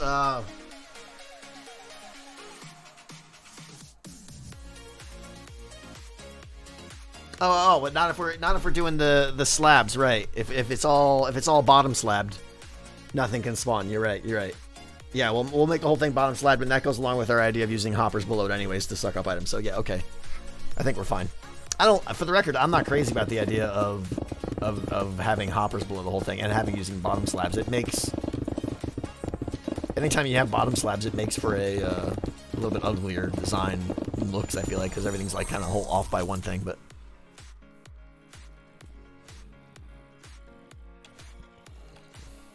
Adesio, thank you. Sorry if this has been answered. I joined late. How will reporting a body work? Okay, so a lot of people joined late, I think, and we talked about that early. So reporting a body, and again, this is just a tentative idea, but the current best idea, which I may scrap completely if we come up with a better one, but the current idea I have is the entire floor will be bottom slabs with hoppers underneath them. And the crafters or the innocent or whatever will have it. It might be carpets instead of slabs. I don't know. Slabs are a little bit better, I think, for a organic look.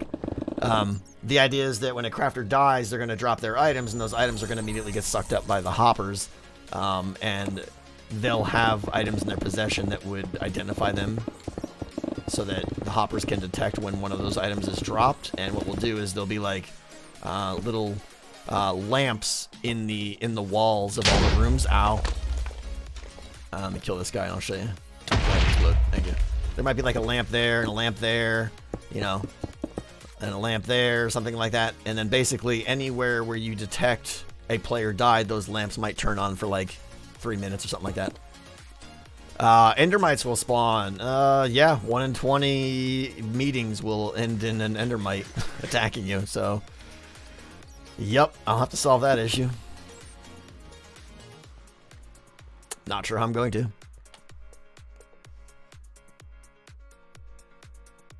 Everyone invisible with one piece of colored armor. I don't know. I think, yes.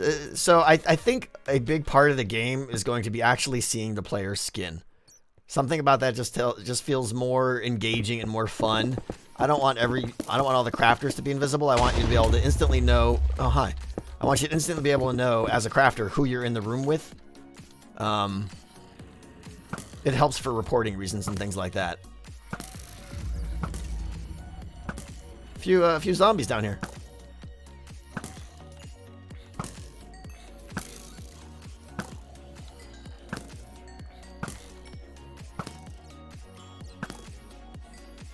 Woo. Did you light up a zombie spawner? No, Nate. I think what I did is I just hit one of those caverns that for whatever reason has like 1,000 zombies in it that were all holding something. Those guys were probably all holding arrows or zombie flesh or something. There's a lot of these pockets around that the zombies just seem to congregate in over time, like over the months. Oh, that's right. I have super blast resistant armor. We're fine. I heard a witch. Nope, she heard me. Hello? Food. Alright, sorry, I'm falling behind on chat here.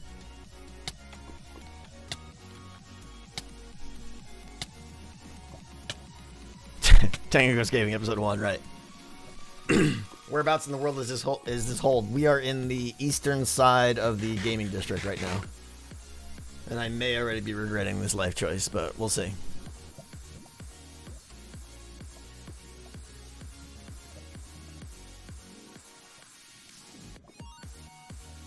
How will imposters know who the other imposters are? Good question. I don't know.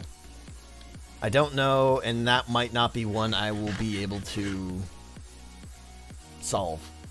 Did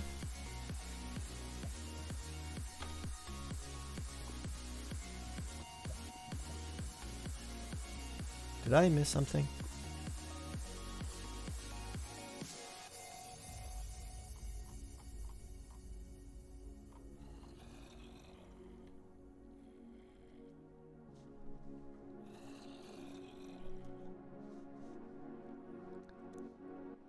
Is there not... There's a number up there that I...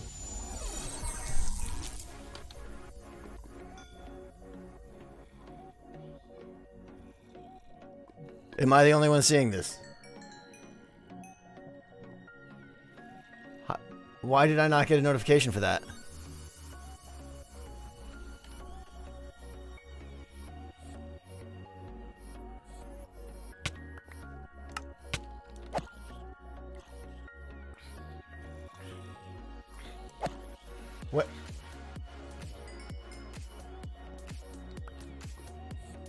What? When did this happen?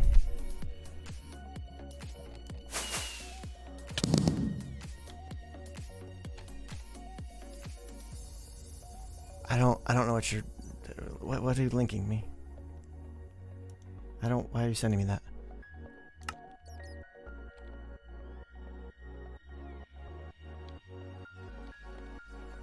I'm so confused.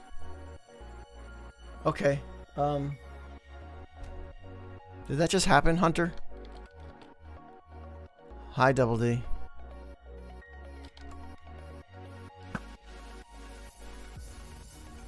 Yep. Just, yep. Why am I not getting a notification?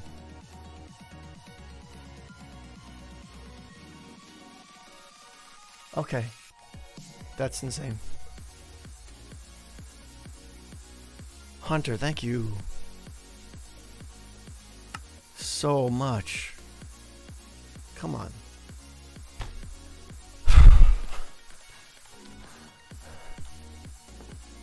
Hunter triple, thank you. No comment, or it's broken or something. Half the system worked. Hunter triple 5. Thank you so much. Wow, that's a ridiculous. That's a lot. Thank you so much. Wow. I wish there was a comment. Hunter, thank you so much. I cannot even begin to tell you how much I appreciate that. Wow. Thank you. Merlin, thank you. Mooney. This is something one of your mods is gonna send you decked out in this. I got the link. Mooney, thank you. I got it. Okay.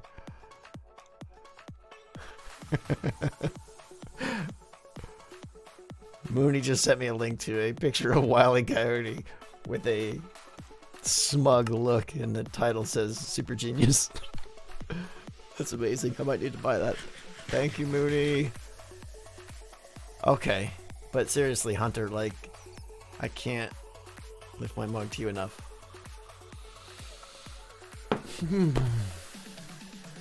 Thank you.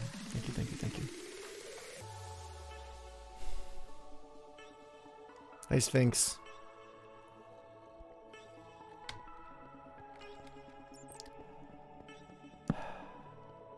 I like how we've dug, what, 6 layers out in, what, an hour and a half here?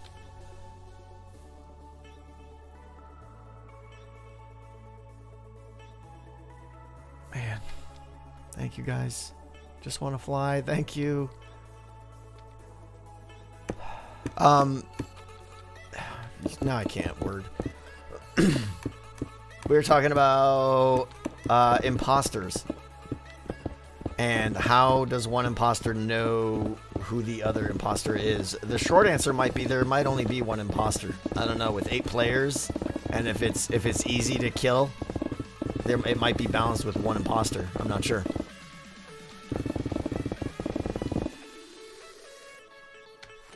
Yes, Echo, and for those just joining, we are making Among Us in survival. And every time I say that, I regret it a little bit more because I'm really getting scared now. But we have the beginnings of some ideas. If anything, we're going to dedicate an episode or two to it. If it doesn't work out, we'll see. We'll make the sacrifices that we need to make it happen. But the end result might be... Am I out of arrows? Oh, no, I got a little bit still here.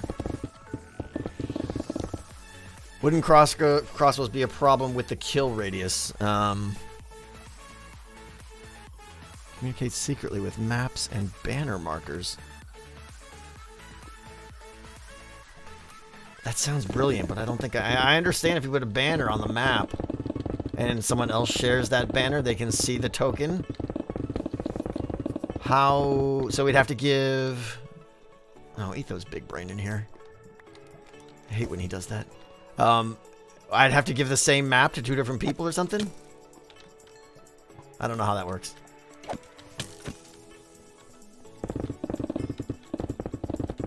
That sounds like the beginning of a really good idea, especially if you could see where the other imposters are. Just call that with Etho. Etho is welcome to help out on as much of this as he wants. You can see all players with the map. How? I thought you had to put a banner on the ground for it to show up on the map. If it's in their inventory, do they show up on the map?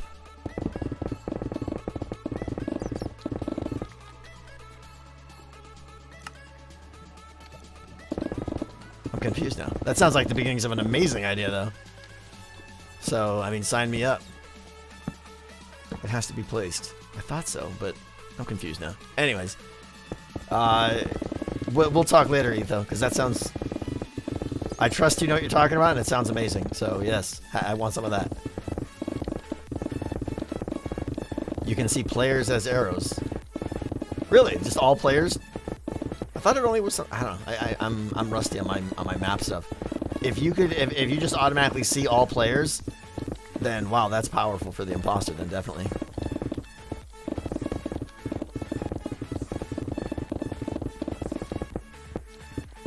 Has to be a locator map. Is Twitch having issues right now? Is there some sadness on Twitch's end?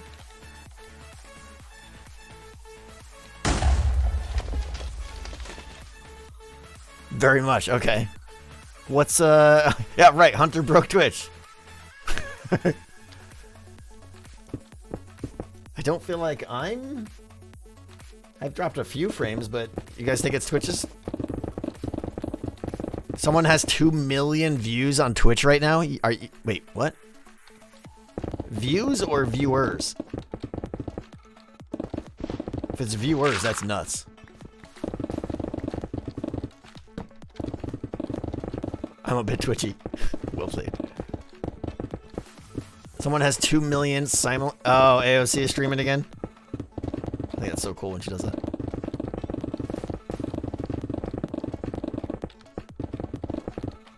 For a map to work, though, you'd have to build a specific location so it's all one map. Oh, right, Grifter.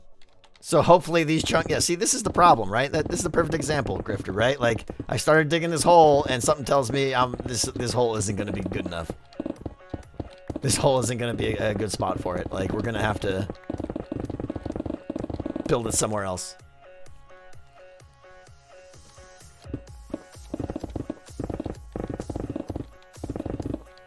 How does 2.3 million? I remember when Ninja had like 600,000 and he broke the record, and everyone was just like, "What?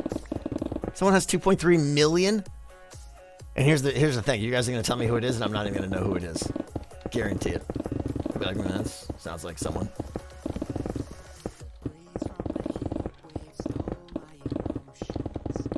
Oh, it's Spanish? Okay.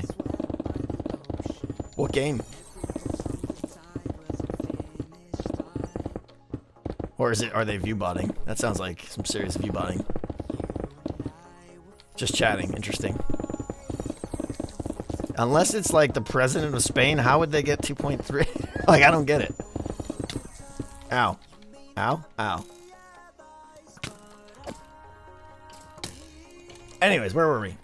Where were we with the thing? And the flaws that we're uncovering. Would compass and lodestone work? I mean, I thought about using lodestones. I just didn't really find a practical use for them. Yeah, obviously that feels very decked out-ish.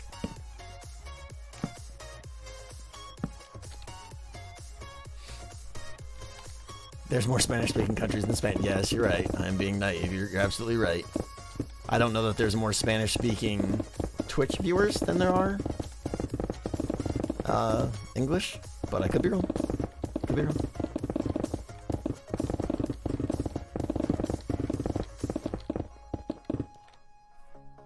Someone suggested something with redstone lamps. For what? Bob the Bob, what about death messages in chat? We're going to turn those off with the game rule. We've mentioned that. There's and I understand some people show up late. There's a game rule, show death messages right there that we could turn off during the course of the game that I don't think anyone would object to.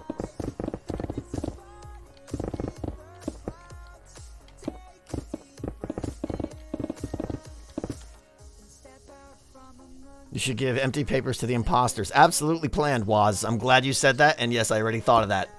But yeah, so the imposters will get pieces of paper that look like tasks, but they just say fake task on them. But this way they can, oh, hi, please don't kill me. Lag! You're not dead yet. Your stupid armor. Yeah, the imposters will get fake pieces of paper that just say fake task, but they can at least put it in their hand and kind of look at it. They need everything they can to try and act out as imposters, you know. You don't want to have a crafter or an innocent or whatever there's to come up to you and flash their paper and be like, come on, show me yours. You know, the other guy's like, oh, he didn't flash his paper at me. He's the imposter. So they definitely need papers. Absolutely. But players are going to find ways to figure out who the imposter is using Minecrafty systems, and that's the part that's like frustrating, right? Oh, I know so-and-so's the imposter because, like, the common one will be, oh, he didn't take his crossbow out of his hand, right? And that one we just have to deal with, right? If you kill someone and don't move to a different slot, then, you know, that's your own fault. But there's going to be other ones that people figure out, and we'll have to solve them as they pop up. Why am I filling this in?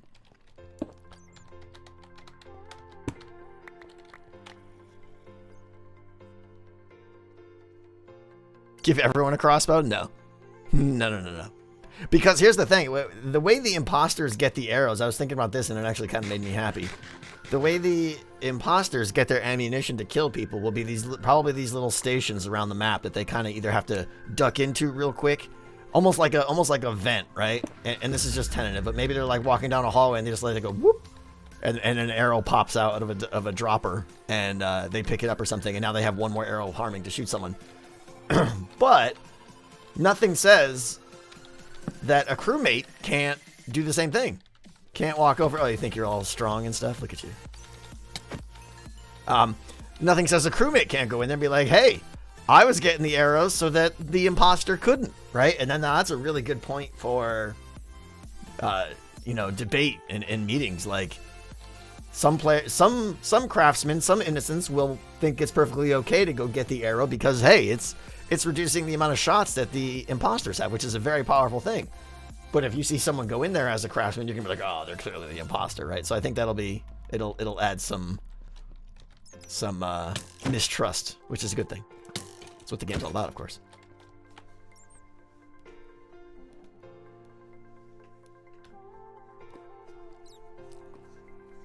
Could be used for a cooldown. Well, having arrows in your possession is your implicit cooldown. I control the rate arrows are given out. Yes, arguably there might be a case where they have 5 arrows and they could go on a mini killing spree, but it would have taken quite a long time to stockpile 5 arrows, probably. What are you going to do for the body and XP? Well, there is no body because when you die, there's nothing behind you. The XP orbs will stay there, I suppose. And that'll be another indicator. I didn't think about that a body was killed there, and that's actually a good thing. Yes, Spearfishy. A lot of people still joining. All right, so we are asking what the project is. For those just joining, we're digging a hole. It's super exciting. We're talking about the idea of building Among Us in survival Minecraft here on Hermitcraft. That is the goal. Whether we pull it off is to be determined. There are some serious drawbacks, some serious problems that still need to be solved. Like my voice.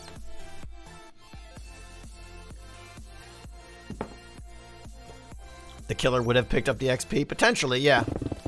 I guess I'm just like, I'm not worried about the XP. If it's there, that's fine. That's a further telltale that someone was killed there. And if it's not there because the killer picked it up, that's fine too.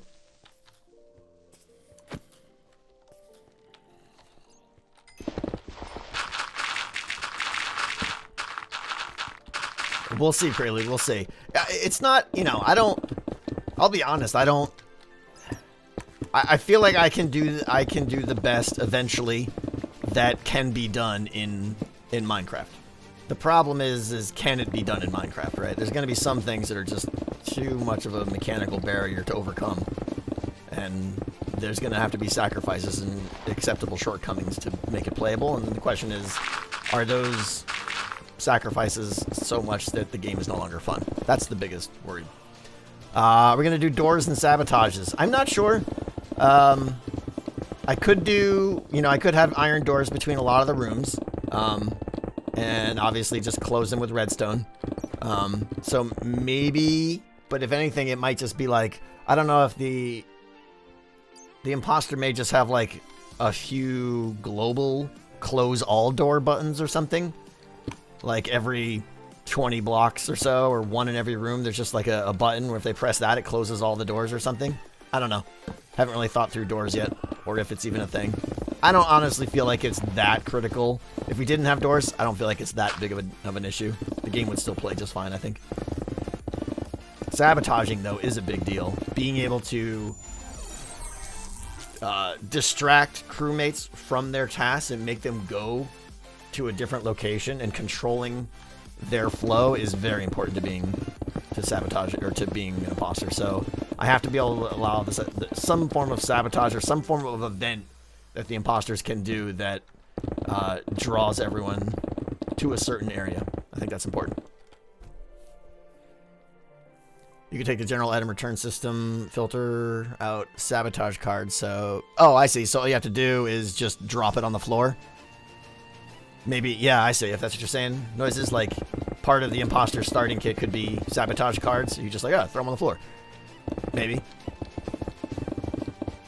That's pretty good. That's pretty slick. I like it. Saves a lot of... Well, like, I mean, in some ways it saves redstone, but in some ways it adds redstone too. I gotta add all these filters all around the map and stuff, because you would want it to be pretty responsive. Which means there have to be, like, a filter for those sabotage cards, like, every 5 blocks or something. So, thinking it through, that might be a bit unresponsive. Or I'd have to add so much redstone that it's prohibitive. I'm not sure.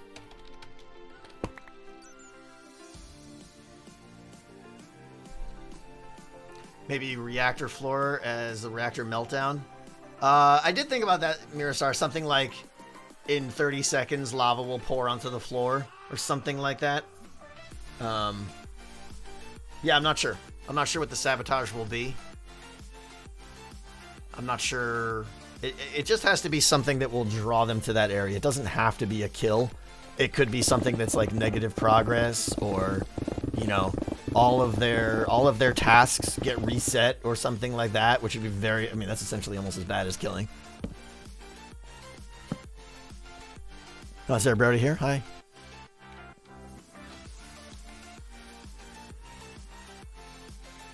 Fantastic. Thank you for 10 gift subs. Thank you. Easy way to inform imposter each other would be a piece of wool in their shulker with the color of the... Well, yeah, that's easy to do, but it's very hard to pull off, at least I think. to basically have a system that knows, oh, I picked red and green to be the imposters this time. I need to put a green wool in red shulker and a red wool in green shulker. I suppose I could just put a red and green in both and they'll know what the other one isn't. That would be easier, but there's some... Oh, yeah, that's right. That's why we stopped here. There's some cases where it's like, yeah, there's an answer that makes sense, but it's really hard to pull off with redstone. At least to my abilities. Not having thought through a lot of these things. Maybe there's a better way to do it. I don't know. Like I said, a lot of these things are still very much up in the air. You could lock all tasks while the sabotage is going. I could. That's true. If all tasks are that consistent and that there's a simple lock, then maybe, yeah. Yeah, Goma, emergency meetings are just going to be done the same way as reporting a body. There's not going to be any difference. And there probably won't be a limit, you know. I'm hoping that people don't abuse it and, you know, call 10 emergency meetings per game. But, you know, in Among Us, you only get one emergency meeting per game. So someone could do it multiple times if they wanted to. You could have the imposters join a Discord call together. Yeah, but then someone just looks on their other monitor and sees who's in a different call. I think that it'd be too easy to see who's in what meetings on Discord on a separate screen or something. Vents with key. We talked about having vents with a key system. I'm afraid it would just be too slow. The important thing with vents is that it needs to be quick and almost undetectable. And to find a key in your inventory and put it in a container and wait for it to be processed through a filter system is 3 seconds at best. Takes too long. Oh, thank you. Thank you. I wasn't, you know, that was cool. Thanks, friend. Just poof. Matt, one thought about the meeting button. You'll need to somehow prevent dead people from being teleported there. Well... Oh, because your Ender Pearl would still be there. You're right. In other words, your Ender Pearl is charged and primed in the Ender Porter. Maybe what I'll do is the floor that is going to drop imposters will also open up for dead people. So that... The redstone's getting tricky, but... So that you can make it back to the room, but as soon as you enter the chamber, you'll just fall right through and die again. Maybe? I don't know. That seems weird. Who knows? Gotta solve that too.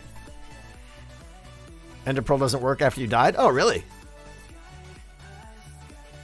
Is that true?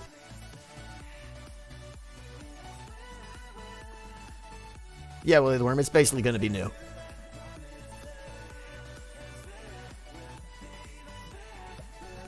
Science. Well, I don't want to die right now, but yeah, that does sound like something that needs to be tested. Hopefully they don't work after you die. That seems weird, though, because if there's an Ender Pearl in an unloaded chunk with my name on it, and I die 3,000 blocks away, but then go to that chunk and trigger that Ender Pearl, it doesn't know that I died. And there's no, like... Yeah, that seems... They have to work after you die.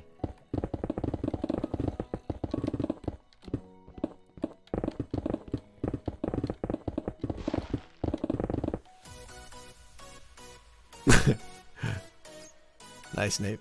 Because Tango's totally sus. Maybe tie a meeting Ender Pearl system. Everyone goes to starting rooms alone.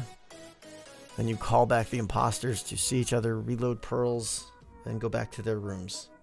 Hang on, I'm not understanding that. Maybe tie into the meeting Ender Pearl system. What are we solving here, Churro? Everyone goes to starting rooms alone. Sorry, I'm not... Ah! What you're saying probably makes sense, Churro. I don't understand the context around it or something. Chalk that one up to streamer room, probably. For imposters to see each other. Oh. Oh, maybe. Maybe you just kind of like... You get the thumbs up one time, like you see something on the wall or a window opens up or something, which is probably what you're saying. Send that to me on Discord later, Churro, and I'll try to understand. Because it sounds like a good idea, but brain no process right now.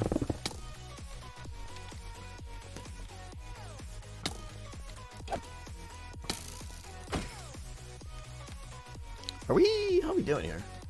We've almost dug this hole out.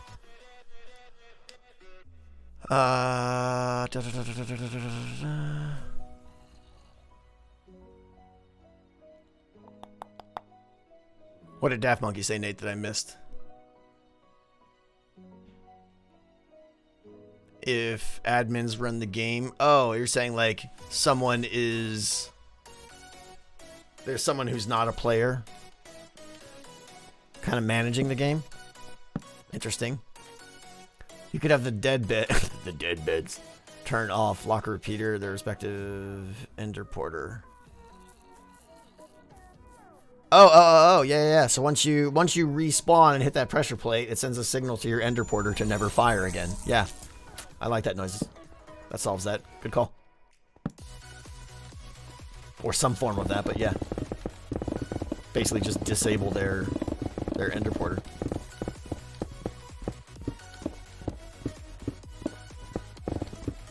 Spanish dude, Burger Twitch. The intent is that, yeah, we would play this game without any kind of admin or anything like that. I'm hoping. You know, no one wants to come over here just to watch. You know. But who knows? You know, it's going to be probably an 8-player game, and that's for, quite honestly, the reason I'm keeping it at 8 players is because of the room design for the meeting room. I didn't want it to get too big. But rarely do we get more than 8 hermits together to play a game. I think 8 will be just fine. Just got to keep that in mind. If we still have 2 imposters with 8 players, that's a high percentage of imposters. So it needs to be a little bit harder to be imposter or something like that. I don't know. Will this game be scar safe? I don't know. Hi, Brody. How you doing? Make everyone play in F1? No. I mean, no offense. I personally hate that idea. The game is unplayable in F1. You can't manage your hotbar. You can't do anything. I don't like it.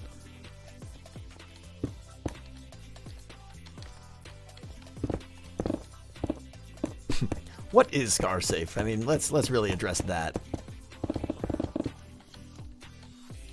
We're almost... Oh, hi! Zombies climb scaffolding.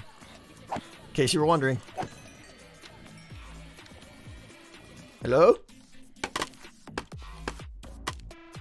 I think I just died. Bubble wrap is scar safe. Maybe. Depends on how he uses it.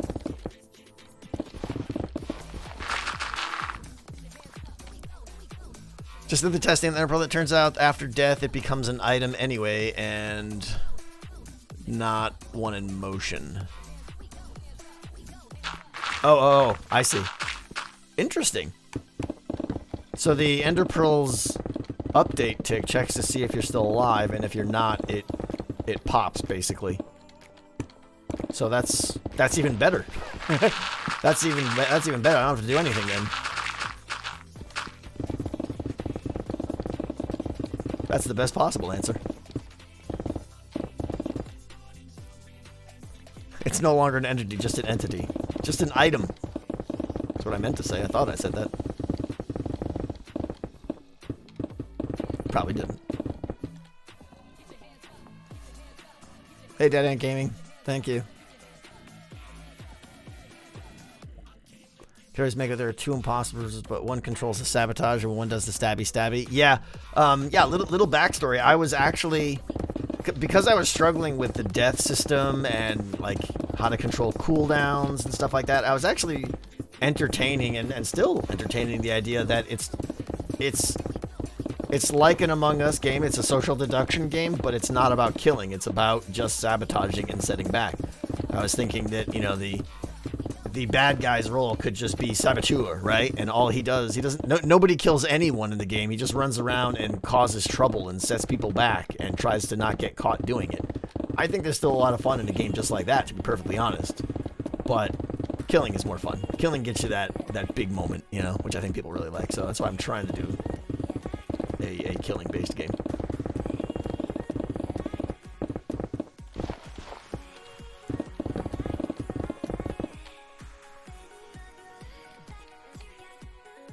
It's a brain game with some killing. Yeah.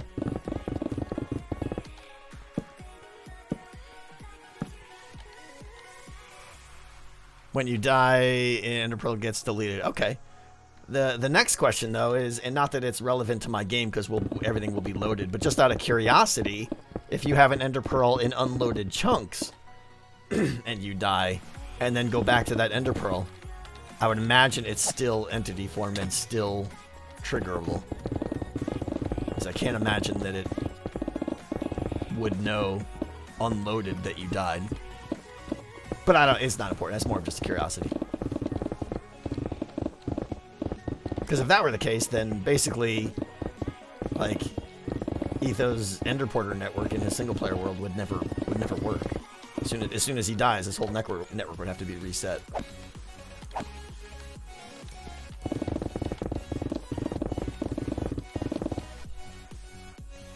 Definitely like the idea of the Saboteur game. Yeah, you know, and how much I lean on killing versus, you know, we might do a hybrid. It might be a game with killing, but it might, you know, as the imposter, saboteur, whatever you want to call it, you might decide, you know what, I'm going to take it easy on the killing and just focus on sabotaging and really messing with people and negating their progress and setting them back without them noticing. And maybe that's a viable way to win. But it has to be a time-based game in that case. Like, you have 10 minutes. I like the ones that there's like, you have, you know, 10 minutes, go. And at the end of 10 minutes, the crewmate or the crafters, whatever, they lose. I like that. Killing is fun too. Yes, it is RuneScape. Yeah.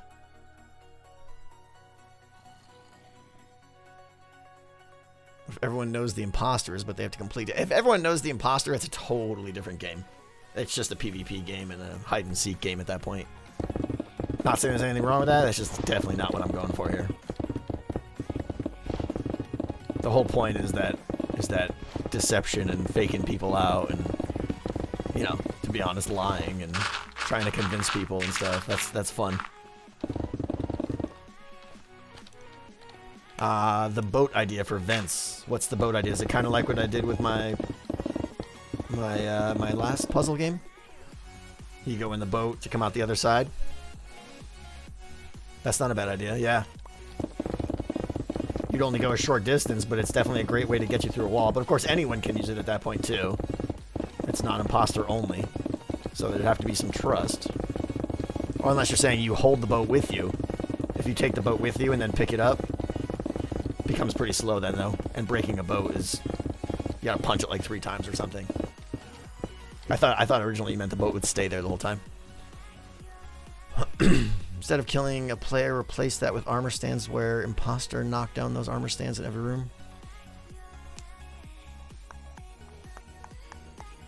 Not sure what you mean.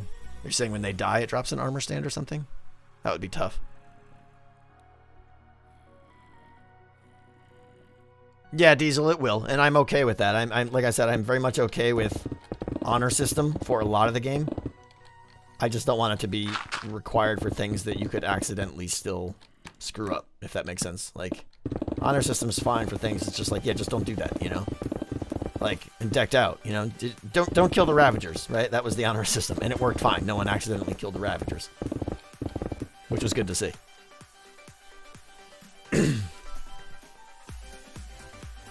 If Tango ever says he needs more stone, yeah, I'm letting all this stone rot. I think there's plenty of stone on the server at this point. Don't really need more. Taz, thank you for the gift sub. Pazkuda, thank you for 7 months. I appreciate you. Why not just give imposters Ender Pearls? Yeah, I'm actually leaning toward that now. That was, someone suggested that earlier. It's a very straightforward answer. They do take a little bit of damage though, is the only concern. So that 1 heart of damage, if they vented, you know, 3 or 4 times, they have to start worrying about killing themselves, you know, so, because all the players are going to have like 4 or 5 hearts in this game. So, I don't know, if there's some way I can get them their health back, maybe? Endermite. Endermite is the biggest problem so far. Like, of all the things that have been revealed in this stream, it's the Endermite. Getting called to a meeting and then someone dies, it's just like, oh, that's like the biggest buzzkill. So I'm not sure how to solve that, to be perfectly honest.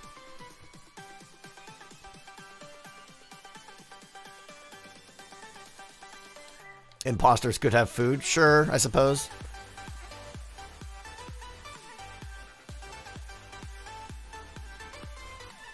Maybe that's the cost for or the deterrent for calling too many meetings is every time you call a meeting, you know you might lose someone.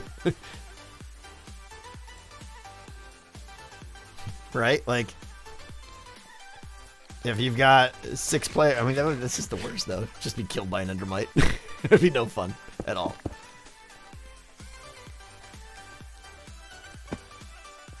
Maybe if there was I gotta look at the redstone and stuff. Maybe there's some tricky way for, like, if the endermite, you could get out of there before he kills you, or some way to get rid of the endermite or something, but I doubt it.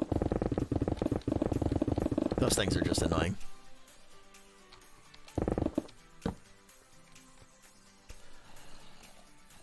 Get people to look at your messages, ideas. I'm sure there's ideas I'm missing. I can't read every message that goes by. What are the good ideas I'm missing? Yes, Odison, it is.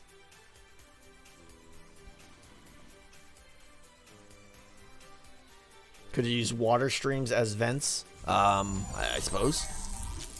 You mean like bubble vaders? Bubble vaders would be quick enough.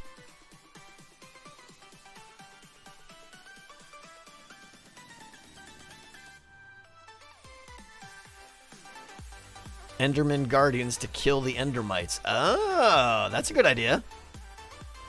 I mean, it's a pain, but I could have an Enderman, a name-tagged Enderman by each Ender Porter. So if the Endermite appears, the Enderman would just quickly be like, boom, dead. And then hopefully that make it so that the players can't see them. That's clever. Yeah, an Enderman in a boat. Yeah, that's not a bad idea. Put him in a boat, yeah. Will iron golems kill endermites? I should know that. If they do, that's even better. Because then you don't have to worry about the player looking at the golem.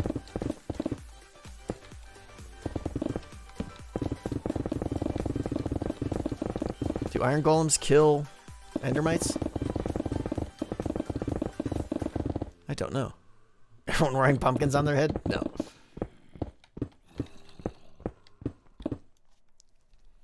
Well, we'll see, Pebbles. We'll see. It's definitely been a fun stream of chatting with you guys. You guys have some good ideas. Oh, slime is the other big problem we've discovered today, too. Oh, no, we said half slabs. We solved that, yeah. But now I definitely have to have bottom slab the whole map. What are you digging a hole for? This is going to be the map for the Among Us game. Hopefully. Why am I digging underground? So that I don't have to build a building for it. Because when I'm done with this, the last thing I'm going to want to do is still have a massive project. Iron golems do attack endermites on perfect. Okay, cool. So that's good. I like that. One iron golem just barely visible at each ender porter. Hopefully we'll solve the endermite problem. Yeah, Pandemonium, you're probably right. I could have lit it up though. That's the other thing I was thinking though, and now lighting is insufficient.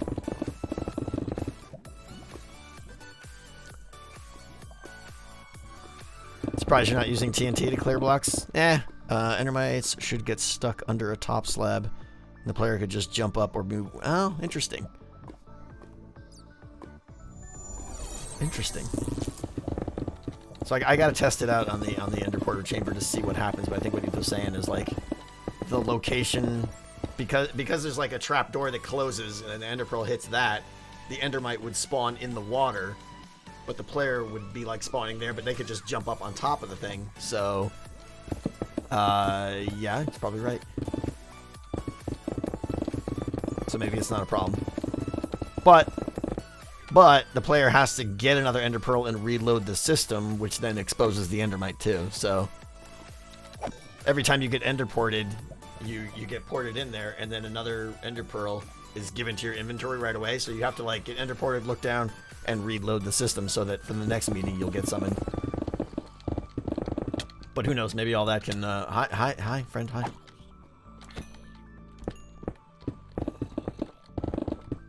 Splash potion to kill the mite. Well, you'd kill the player too.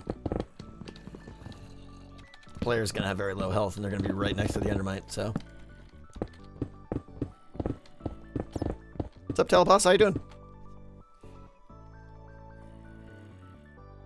Are you making a map that is already a thing?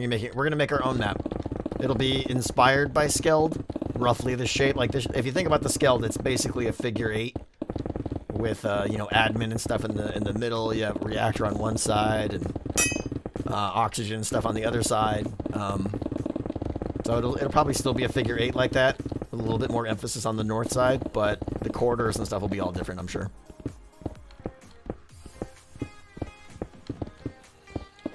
My pick is low. I did see the message.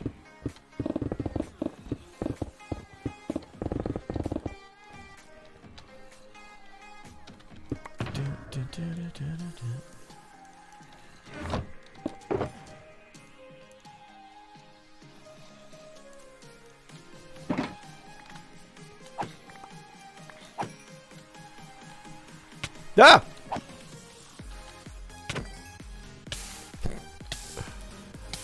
How will you control the length of the meeting? Oh, good question. I didn't talk about that. So, I'm not sure what it'll be. It'll be configurable. It'll be a hopper timer.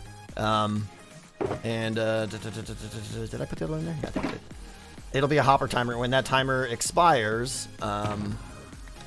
there's going to be, in front of everyone's little colored pod that they're standing in, there's going to be an iron trapdoor that's flipped up. When the time expires, the trapdoor is just going to fall down so that everyone can now walk forward and fall into a hole that's in the middle of the room that takes them back into the equivalent of the cafeteria on the Skeld map. Or the base, or whatever it's going to be called. So basically, just once the time runs out, you know, you're allowed to move back into the map.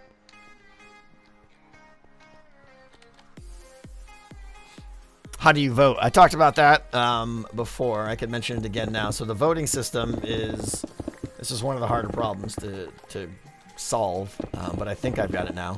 I've even got the redstone prototype and stuff. Basically, once you're in the meeting room, there's going to kind of be this circular room, and there's going to be colors on all the walls. So everyone has a color, you know, like Tangle will be red, Impulse will be yellow, or whatever color you're playing.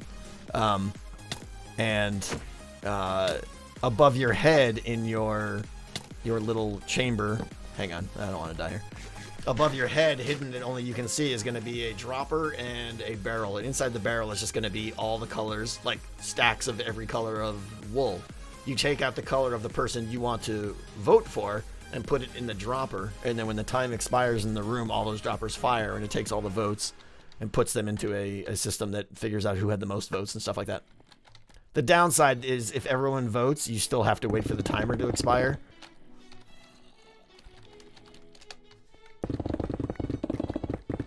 I'm not sure if I'll have a way to short circuit that yet or not, but we'll see. How will things like admin or cams work? They probably won't. They probably won't exist. I may try to explore some other ways of giving, because if you think about, like, you know, vitals and cams and admin and stuff like that, they're all basically extra things that people can do to gain a little bit more information about the state of the map and the state of the players and stuff. We'll see. I may do something like that, but it won't be a direct translation of Among Us. It'll be something Minecrafty. I'm not sure what that would be yet, though. It's a thing, so I don't know.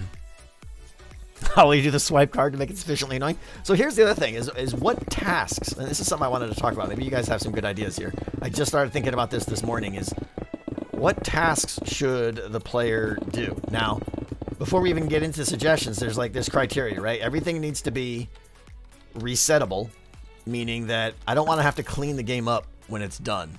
I want to... Red Steel Eagle, thank you for the 1,000 bits. Thank you so much. Mara Jade, thank you. Thank you for 4 months. Champa, thank you for 3 months. Gaming Monkey, thank you. Queen, thank you. I appreciate you guys. So, we need tasks that are in different rooms. They need to be resettable, such that when the game's done, everything can go back to like a 0 state. So it's a clean map, basically. You couldn't tell that anything was happening. I don't want any like half progress or anything. I want the crafters, and again, for those who don't know, crafters are the innocents. They're the crewmates, whatever. I'm calling them crafters. I want the crafters to have to pay attention to something for 3 to 5 seconds, right? From, you know, that's in Among Us, and that's very important because it's that time when you make yourself vulnerable. if the tasks are like running around and just picking up items, then you're always looking and always evaluating your surroundings. The second you have to give that up and like pay attention to the contents of a barrel or something, that's a good thing. It's a good thing for the game. It's a bad thing for the crafters because they're vulnerable, but that's when the imposters can get them. You know, so keep that in mind, that distracting the craftsmen, crafters, whatever, is important. Yeah, so crafting items is a good thing, but like I said, I'm also thinking about there only being one crafting bench in the map, and that's in the central base, to force you to like go out and get the resources, but then go back. But I don't know. But then it's in the central base where you're being distracted, so that might not be good because that's going to be a crowded area. So maybe there are crafting benches sprinkled throughout the map. I'm not sure yet, to be honest. It depends what the tasks are. Shearing sheep. Yeah. So there's certain things like you know, getting an egg, right, and making a pumpkin pie is something I'm considering, right? Now, we could have an area that's a farm, and there could be a little area of chickens. There would have to be an honor system rule of please don't kill the chickens. But you would if there was like 10 chickens in there, there would always kind of be an egg or two hanging out in there that someone could go get. You know, you have to control the amount of chickens in there and stuff. So something like that is good. Sometimes there might be an egg there. Sometimes there might not, and you have to come back. I think that's a good thing. But other things like gathering sugarcane, it comes with some problems. Like, what if the player breaks all the sugarcane, you know? It's going to be very hard. Like, I need sugarcane, and all the sugarcane is at base level. It's going to be very hard for them. It's going to be very tempting, I should say, for them to just take that sugarcane just so they can win. Leading animals to a pen. That's not a bad idea. That means that, again, I'm thinking about the resetability, though. Like, you'd have to release the animals at the beginning of the game and then do some kind of golden pressure plate thing to test to see if they're all in a small area or something, maybe? I'm not sure, but that's definitely a time-consuming task that would be fun.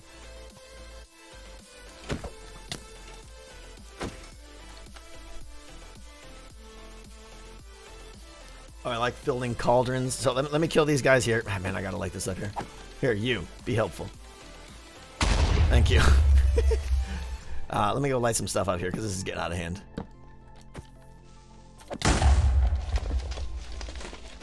And then I want to hear all the best ideas that you guys have had in chat.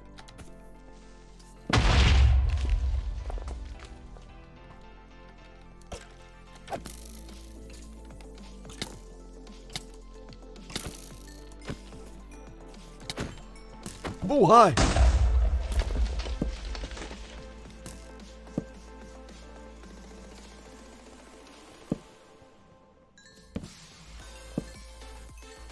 Okay. All right. What are some of the ideas? Reset task when stepping off a pressure plate could allow two people to have the same task. Yeah, I definitely want to have those like turn the key type tasks. Raiders play, definitely. Because it encourages like, hey, you come over here with just me. You know, you're kind of like inviting someone to come over into your area. And if you accidentally invite the imposter over, that's a great thing, you know? Someone mentioned fill cauldrons. You could have them get a bucket of water from an infinite source and do the fuel engine task. Oh, right. So fill up the bucket, take it over, throw it in the thing. Fill the bucket, throw it over in the thing. Is there a way to automate the emptying of a cauldron, though? If I shoot an empty bucket into a cauldron of water, does it empty it? Because, again, it needs to be resettable. You can empty with a dispenser? Okay, I'll have to test that. But if you can automate the emptying of it, then yeah, that's a fantastic task. I love that. Dispenser with a bucket into a cauldron will empty the cauldron. All right, I need to write that one down. That's a good task.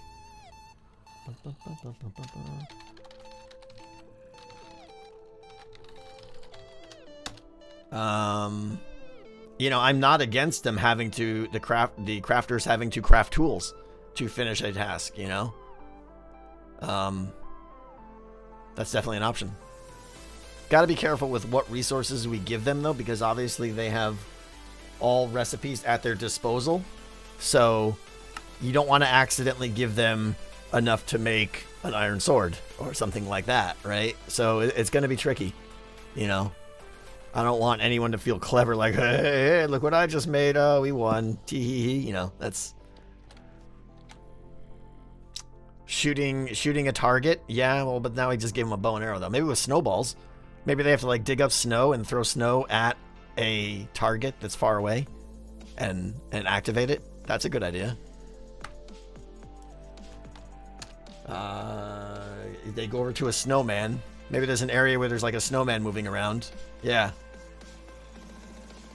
No Doc exploits. Right. That's not, to be clear, that's not Doc's fault. That's my fault. I knew that loophole existed. I just had my fingers crossed that no one would do it and leave it to Doc to figure it out. Snowman, gather snow, make snowballs, hit target. Did I hand dig all this? Yeah, we did this today in stream. It's been going very slow. But this is also kind of the size I'm thinking the map will be. Roughly. Who knows? Collect flint from gravel. Where does the gravel come from, though? Keep in mind, it's gotta be resettable. There's no way to get more gravel there after they dig it up. Unless they place it themselves. There could be a gravel dispenser, I guess, but then there might be gravel left around. Maybe? Yes, Clayton. Get an apple. Yeah, I was thinking about, like, growing a tree and stuff. And then trying to get an item from it. Again, I'm really liking the idea of, like, there's a, you know, if you think about it in Among Us, right? There's basically, you have to belly up to a station, and then a screen covers your whole window, your whole monitor, right? And that's a good thing for the game. Like, I think there's something to be said about, oh, villager trading has built-in tasks. Yeah, see? Villager trading is a good one. Maybe there's an area. Yeah, that's a good one I should look into. Because you're basically dealing with a UI, right? I want the person to have to go up here, pull up a thing, manipulate it, monitor it, or do something with it that makes them not pay attention to their surroundings. What are you laughing at, Evil? What did I miss? Yeah, I already talked to Etho yesterday. I'm like, hey, you want to brainstorm some ideas? And then I didn't get back to him, so I'm sure we'll share some ideas. Got it, Whisper. That's what I figured.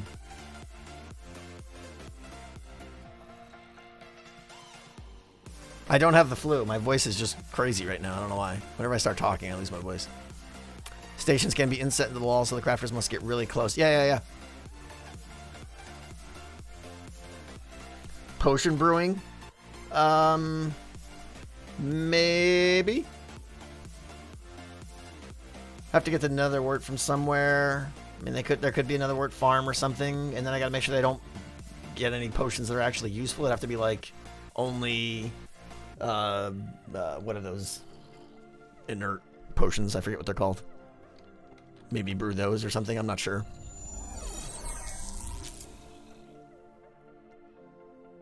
Make an iron sword, give it to the imposter. Mundane potions, yeah, that's it. Thank you. Spartan Wookie, thank you. Thank you so much. T-Sax, 5 months, thank you. What's the next project? We're talking about the idea of making Among Us in survival Minecraft. I think we've gotten over the hurdles to make it doable. It's just a question of, yeah, awkward potion is the one I was thinking of. Yeah. It's just a question of if we can iron out all the details or not. So yeah, the idea is that all tasks, the output of all tasks, and this is limitation. I don't know. Maybe this isn't. I haven't thought about the task stuff. If you can't tell, I was originally thinking that all the tasks would have to be like some item you produce and take back to the base and put it in, you know, a barrel or a hopper or whatever, and then detect it that way. But as long as there's a redstone signal, I can send that all to a central place that says, oh, here's the line for the awkward potion task, you know, oh, here's a line for the trade with the villager task, right? And they all come into some central system where I monitor the status and the counts of each task. I think that's doable, so that, you know, it doesn't need to be an item product, I don't think. Holy cow, we just had like all these subs, all these Twitch Prime subs. Thank you guys. Lucky, Ornamental, Enderster, NBB, thank you. Sophia Star, thank you guys. Make 6 carpets. It takes a minimum of 2 shearings of sheep to do it. Maybe, yeah. I mean, like I said, I really like the idea of having a farm area where there's like animals and stuff like that. Because one, it would make a lot of noise, which is good. It's just the unpredictability of animals, and are they gonna cooperate, and you know, are they gonna make enough? Are they gonna regrow their wool fast enough? And what if someone goes in and shears all the sheep, then someone else can't go in and get wool for like, you know, potentially a while and stuff? I don't know, just all these little minor concerns like that. Collect milk buckets, yeah, I love JT. Like I think that's a bigger part of like craft a cake or something, or I really like the cake one. I'm concerned about wheat though, right? How do I get wheat? Some of these things I'm okay with cheating on, and instead of like, oh, actually wheat growing, maybe there's just a machine that's a wheat dispenser, and you have to throw in some item, and for every item you throw in, a piece of wheat pops out, right? I'm okay with that. It doesn't have to be pure Minecraft, right? And then it's just getting that other item is a good way to do it. Little Miss Repo, thank you for 10 gift subs. Thank you. Hey, Haley.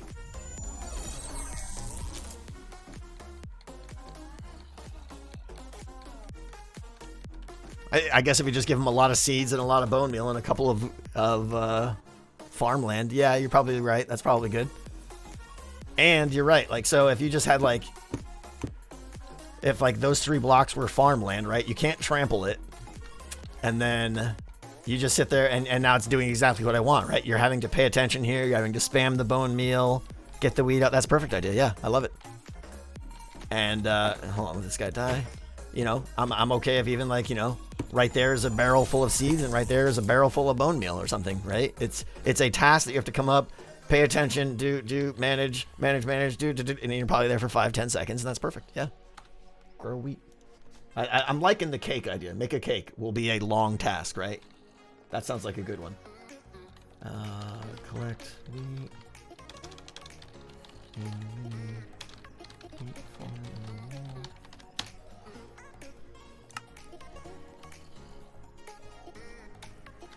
Consider having a named skeleton.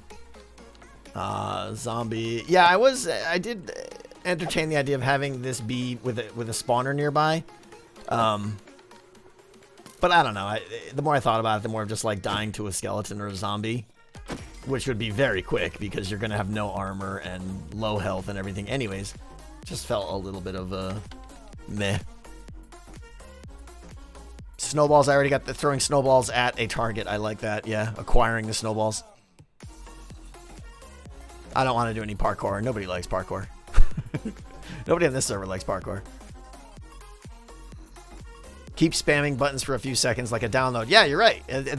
These tasks don't need to be fun, Domini. You're absolutely right. Like, just something where you go over and it's just like, I have to press button, press the button, you know, pull or pull, you know, do these 4 buttons in a row, or just like a little redstone game basically is all they are, right? Go over here, beep, beep, beep, beep, done. And then you're out. That's fine. Etho's whole game is parkour. Sorry, Etho. I hate parkour. And the couple cases I put parkour in decked out, everybody hated it and they were just frustrated. I felt like that was my takeaway. No one was ever like, woo, I'm at the parkour spot again. This is great, you know. But who knows? I like parkour. Sad. Very, very sad. Yeah, I know. The people who can do parkour like parkour. You're right. We need Simon Says. There will be no Simon Says. Nor am I going to try and pull that off in Redstone. I'm not going to do a card swipe. There's going to... Nothing... None of the tasks from the actual game need to come over. They're all just ideas. Fix the wires. Yeah, I mean, I'm not going to translate that, but something like that where you have to match something maybe. I don't know, you know? Maybe there's like a little two droppers or something, right? Like if there were two droppers facing each other here, and at the beginning of the game it just shuffled the contents back and forth, and you had to come up and put, like, I bet you could do something where it's like one side has sticks and the other side has boats, and they get mixed up, and you have to make it so that all the boats go in one side, right? And only when 3 boats are on one side will it produce a redstone signal long enough. Like, that's a simple little kind of mini game that would work. Cash's idea of smelt an item reminds me of inspect the sample. Yeah. Inspect the sample, the point being you do something and then walk away and come back. Yeah, if that's the case, I would want something even longer than smelting, but I suppose it poses the question of do you want to stay there or not. Yeah, that's not a bad one. And in fact, there's probably, like, I thought about, like, building a campfire and stuff like that, so I'm sure cooking, smelting, or something will be part of this eventually. And it might even be fun if the smelter isn't near where you want to go, or where you want it to be, you know? It's like, oh, I got the thing, now I gotta go over to the smelting room.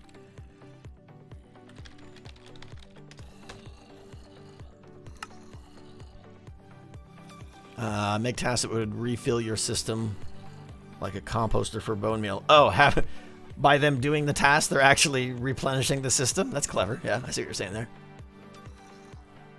Smelt a bunch of items, Tom. But yeah, maybe. A lot of these things could be counts too, you know, like, you know, a stack of something or something. Who knows? Maybe, yeah. How will imposters fake tasks? And you're right. That's a really good question. I'm glad you brought up that, Meyer, because, right, if the task is chopping a tree, you know, there's 2 ways to fake a task. There's to stand there and do nothing, right? Or you could actually do the task.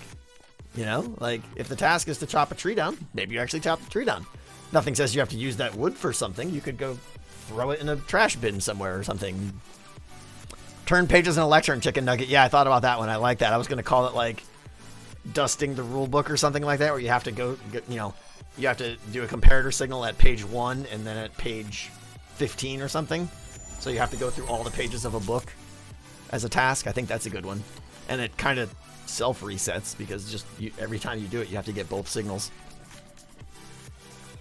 You don't have to reset the lectern. You just have to reset the memory of getting both signals.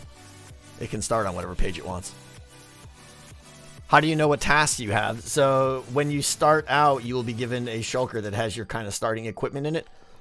I don't know why I stopped digging here. You'll get a shulker that has your starting equipment in it. If you're an imposter, that's going to have a crossbow. It's going to have an arrow of harming, some ender pearls, things like that. If you're a crewmate or a craftsman, you're probably going to get mostly nothing except some pieces of paper that have tasks on it. And the piece of paper will just be named at an anvil or something like that. And it's going to say, like, you know, craft an iron block or craft a cake or trade with a villager or whatever the task is, doesn't matter. But that task, the name of that piece of paper will tell you what you have to do. So the idea is you'll just throw those on your hotbar, and then as you finish them, you take them off your hotbar and put them in your inventory so that you know that they're done or something like that. It's a bit clunky, but it's the best I got so far. I am concerned that there's going to be, like, some games are just going to kind of stagnate because people don't realize that they didn't finish a task when they think they did, because there's not any automated way of checking it, but I don't know how to stop that. What about potion brewing? I am not against potion brewing as long as it doesn't open up any loopholes or something for the craftsman.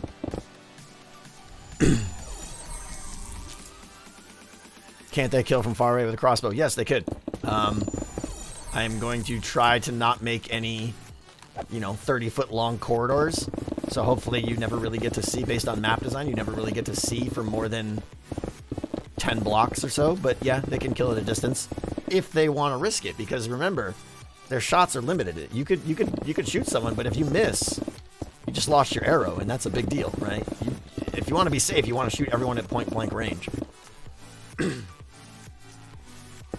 Chat death messages, we talked about that numerous times. There's a game rule to turn them off. That's not a concern.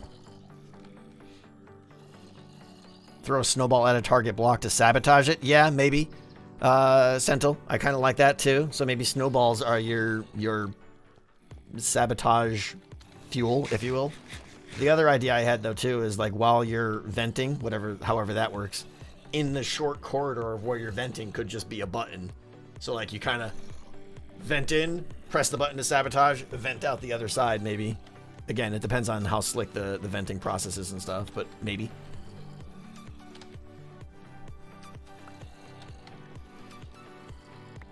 Will imposters be able to see if areas clear before they pop out of the vent? That's another good one, right? I don't know. And that concerns me because obviously no one wants to pop into a room. I was hoping... There's no one-way blocks in this game, right? That you can see through one way. I was hoping paintings did that because I was thinking it'd be cool to hang paintings on the wall and you could just jump through the paintings. But you can't see through the other painting on the other side. You could use F5, yeah. But that means you got to stay in the vent for a long time, and you don't want that because your name tag is visible. So the F5 is technically a solution. I don't think it's a good one, though. You don't want to encourage anyone to stay in the vent because they are visible in the vent, which is a drawback of the game.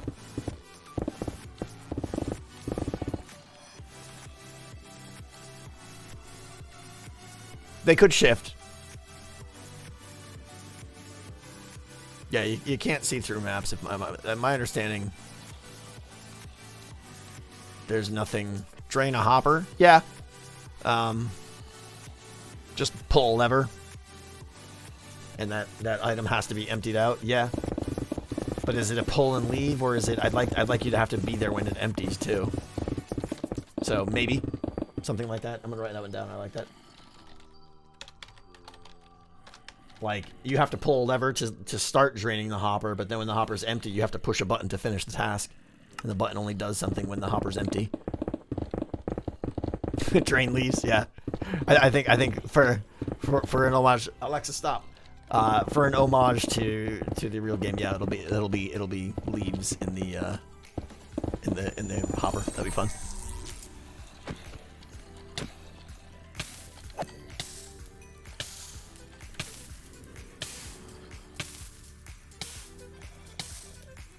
Or keep pushing a button. Oh, I see. You have to... You could just, like, stand on a pressure plate to keep the hopper unlocked, maybe. Something like that.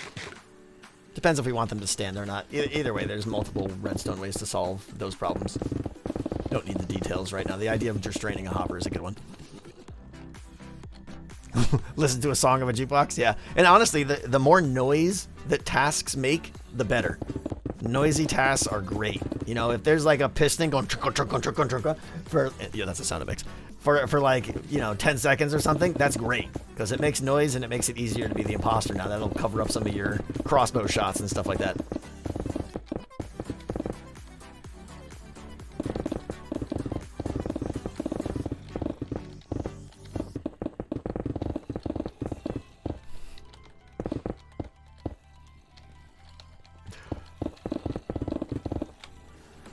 Taskbar completion? Nope.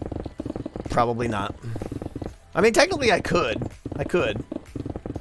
Maybe if it was up in the ceiling or something. I'm debating having the whole roof be glass or open, and then maybe there could be informational stuff up there. Like if there was just a long light bar up in the ceiling, and it was your overall task progress, that might be doable.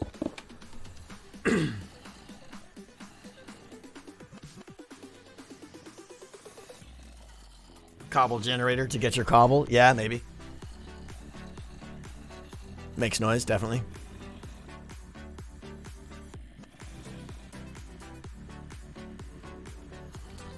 Oh, long taskbar on? Yeah, you push a button to shoot an item into a cobweb. You gotta wait for it to come out and then take that item and throw it into another hopper or something. That's a good one. Simple ones like that are great.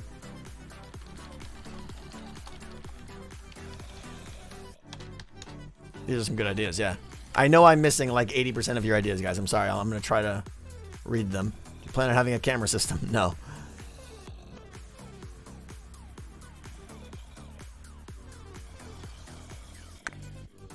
How do dead people complete their tasks? One of the big problems we still have is dead people. Yeah, that's probably one of the big outstanding ones. We talked about it before. I don't want to get into it again, but there are lots of problems with how to solve dead people. If you make 2 exact same levels, when people die, move to the... Yeah, I could clone the whole map. Yeah. I'm really not... The amount of redstone and stuff that's going to go into this, I'm not going to do the whole thing twice. And I'm sure even that would pose other problems too.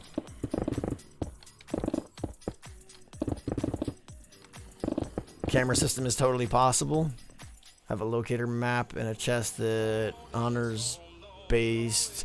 Yeah, Twisted Phantom, maybe you're right. We were, like Ethan was talking about map stuff. I gotta get reaccustomed to maps and player locators and stuff.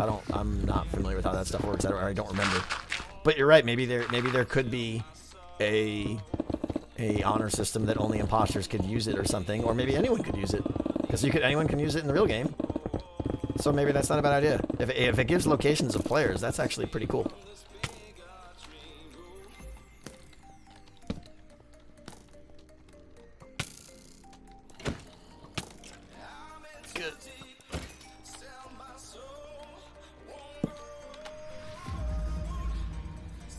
Good. Fondy, that's one of the ones I'm leaning toward, yeah. Stabby Solid 777. Wait, is this not Doc Stream? I see what you did there. Thank you very much. Thank you very much, Stabby. And Mad with another piece of pie. Maps and item frames definitely work as one-way blocks. I made a stone texture map. Oh. Looks like stone from there. You can see. Okay, well, I'll have to play with that. I'll write it down as a. Let's see.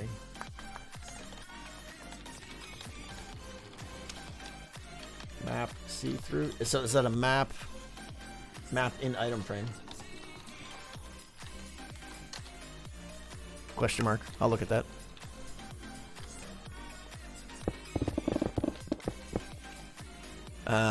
Make a map now to see where you're. Oh, I suppose I could just make a map now. You're right. I don't have the leather on me or anything though. That does require leather, doesn't it?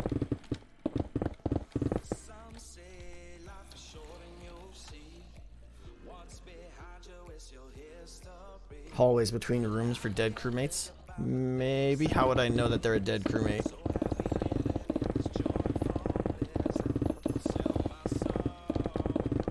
Quick tunnels and stuff are very tempting to take.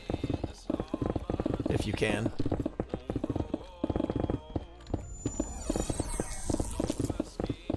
I'm the worst digger today. Rotate an item in an item frame. Yeah, I thought about that. It's kind of like the same as the lectern. Read all pages of a lectern. It's redstone equivalent to the same concept, but yeah, maybe for variety potentially, yeah. Key cards for dead people. Oh, when you die, you get a special key card that allows you to pass through certain areas. Maybe. Key cards are clunky and slow.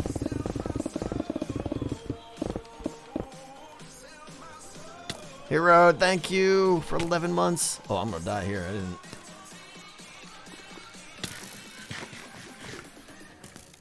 Too many skeletons.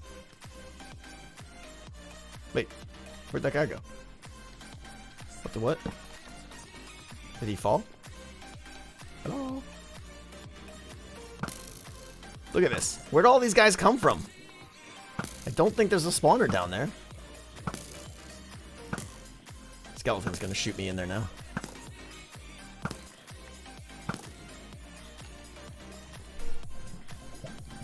How will dead bodies work? We've talked about that like 4 times now. I don't wanna go over it again. Basically, the player will drop an item into a hopper and it'll detect that.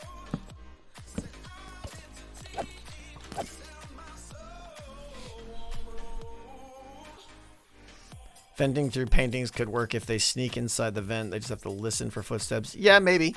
I do like the paintings as like the entry point, but yeah, getting out is trickier. We'll see. I may still use paintings or something.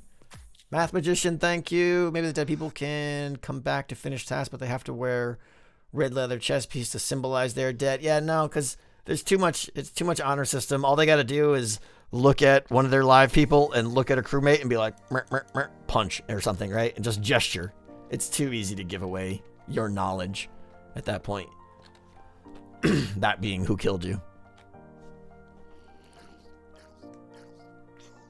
How I thought about the amount of hoppers to that game? Yeah, it'd be, you know, hundreds.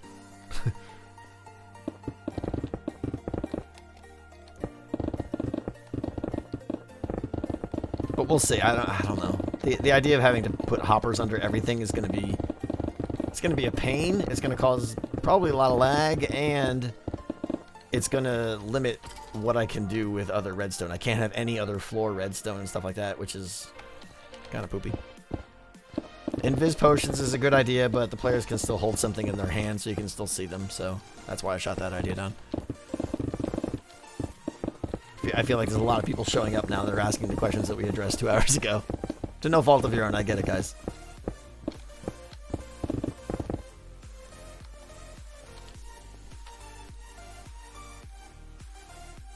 Hopper minecarts. For what? What problem is this, or what?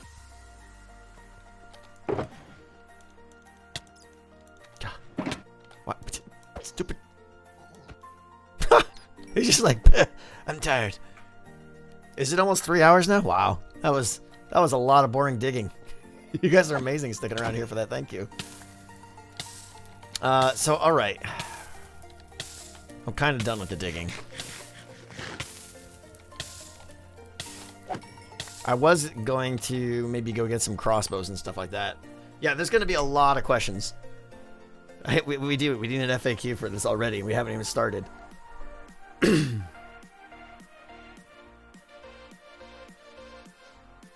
Oh, hopper minecarts instead of hoppers, Ches. It would work, but they would be really slow then potentially because you'd have to wait. You'd have to wait for the hopper or the minecart to come by, and given what we're intending to use this for, like death detection, that would be no good.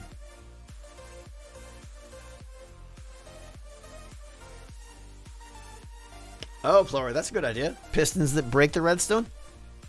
Fix the wires? I like that. No. Fix the... I mean, the redstone might be there still, because it would take the redstone 5 minutes to despawn, but maybe we can push it into a hopper or something. Fix the wires. Redstone to connect lines. Pistons break redstone at restart. Something like that. That's a good one. How am I on this 11th day of 2021? I'm doing great. You're getting a car tomorrow. Congrats. That's amazing. Won't death messages give away imposters? No, there's a game rule to turn it off.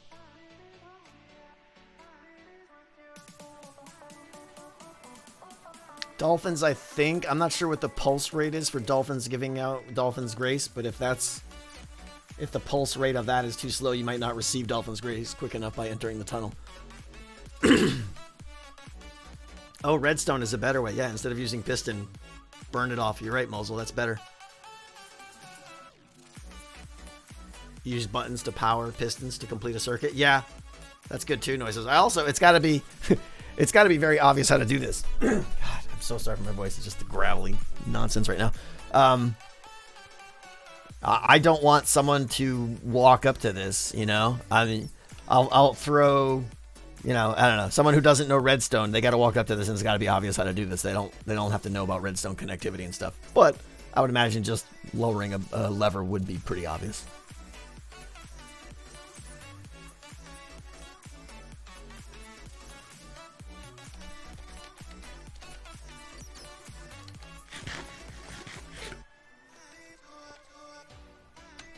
How close are we? Can I finish this? Oh, look how close. All right, we got to finish this. Oh, yeah. All right, let me finish this. We'll finish this hole up at least. Is there anything else I haven't...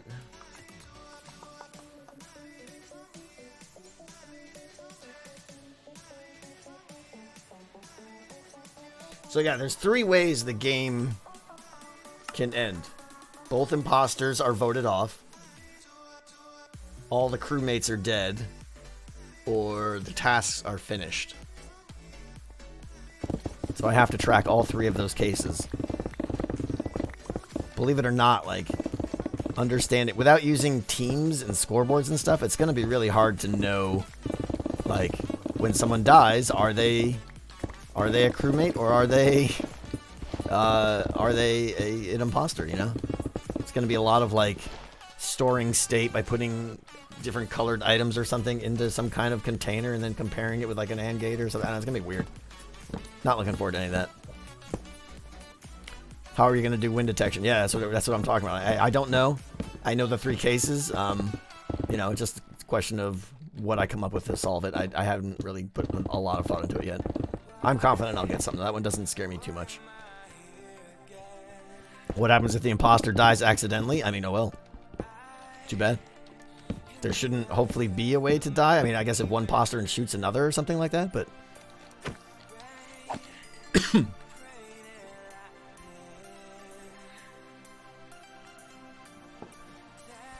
Later, Clayton. Thanks for stopping in.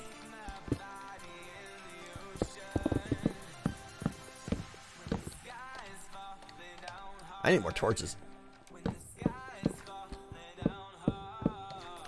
So, sorry this stream was just a Diggy stream, but I also know I just wanted to talk with you guys a lot, so it seemed appropriate. I try to avoid Diggy streams, but this needed to get done. Now it's done, and now I can kind of kill two birds with one stone. I introduced the concept to you guys, and I got some grunt work out of the way for me. Hopefully, next time we stream, or next thing you should hear from me is a video, honestly. I need to do this all in a video now and introduce it all. Basically, everything we just talked about here will be in the next video. You know, spoilers. But I got some other things we're going to do in the next video, too. But I'm hoping that that's like the bigger introduction to this project, and then you can expect me to probably be working on it nonstop until it's done. Yeah, I was due a just chatting kind of stream. I haven't done one in a while. Oh, hi. Where do you all come from?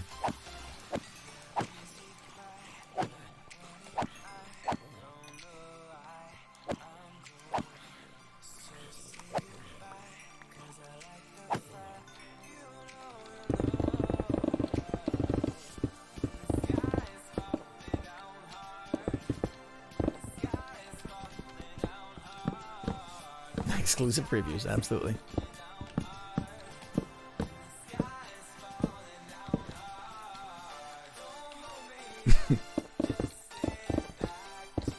You dig the Diggy stream? So I'm not sure. The big questions for me is like what order to do this all in.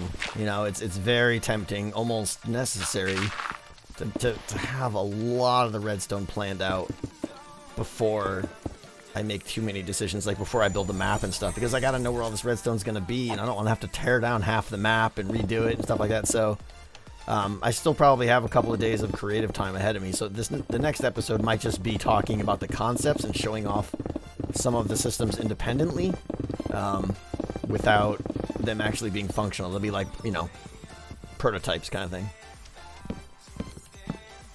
How will the imposters know each other? I don't know yet. There's some ideas with maps and stuff, maybe. Or possibly, probably the easiest would be to put, in the imposter starter box, put colored wool of who the other imposter is. So when they get in that starting room, they'll just look around and kind of be like, head nod, got it. That might be the best. But I was kind of hoping that the imposter starting shulkers, which has like all your starting equipment, I was hoping that they wouldn't need to be modified. I was hoping they could be static. That would have made things a lot easier. But we'll see. What's up, Power? How will you assign colors? Players will pick them. Colors are basically arbitrary. The only time the color matters is the slot you stand in. It's the slot. Hey, is the slot you stand in for voting time at the meeting, and it's how people vote you off. Will any of it be manual? I'm hoping very little. We'll see. I eventually, like after 10 or 12 games are played, I'll probably have to go clean up some of the starting shulkers or make new starter shulker packs or something like that. I don't know how many I'll have, but something like that. But I'm hoping that if the game is set up correctly, you could play 5-10 games without any admin work. That's the goal. Because nothing's like, hey, let's play another game. Oh, hold on, wait 10 minutes, you know. Oh, pick. Well, I didn't get the message yet. I'll get the message in a second. There it is.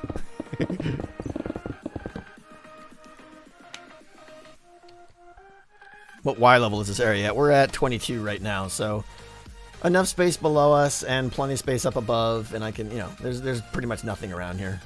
So we're good. Will this game be playable for you? Yeah, absolutely. I don't think I'll have any inherent knowledge. I mean, the first time we play, I'll know all the tasks and stuff, so I'll be at an advantage, but within a few games, I think people will be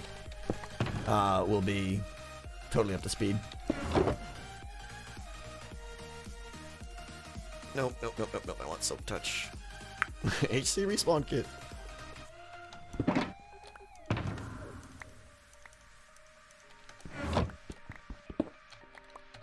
Was that not a... Oh, it is efficiency 5. Okay. There we go. Oh, hi! Did I hit that? I didn't think I hit that guy, huh? Please return spawn kit. Yeah, I know. Any day now. Any day now. Put everyone in a box at pre-gaming, give randomized drops that... Where the crew says they're... Yeah, that's pretty much how it's going to be, Johnny Boy. They're going to all pick their color and walk into a hallway where no one can see them. And then a shulker box will be dispensed at their feet. That shulker box will either be white or red, probably. If it's white, it means you're a crafter or a crewmate. And if it's red, it means you're an imposter. But either way, everyone will open up their shulker box, take out their items, and put them on their bar the way they want and everything. So there won't be any giveaway by someone opening a shulker and someone not by sounds or anything like that. So I think that'll be a good way to do it. Plus, it makes a very easy way for me to give people variable amounts of items. Because the amount of items that I'm going to have to give either the imposter or the crafters to start the game is going to be up in the air. And it's much easier just to be like, here's a shulker.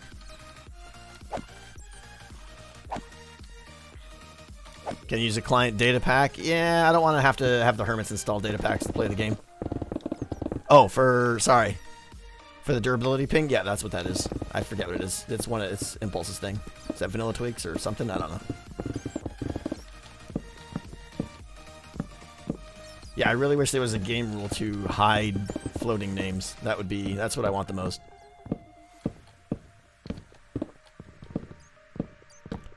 Hey Riptide, we're talking about making Among Us in Minecraft on Hermitcraft here. Which will be interesting, to say the least.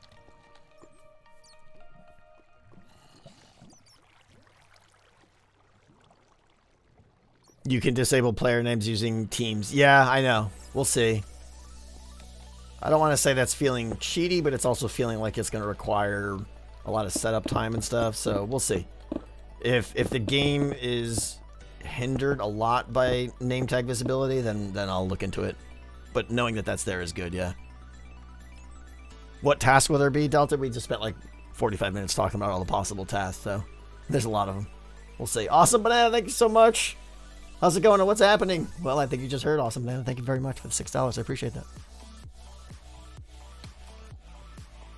Could you make the map dark? Yeah, I talked about lighting and stuff. I don't want to make the map dark.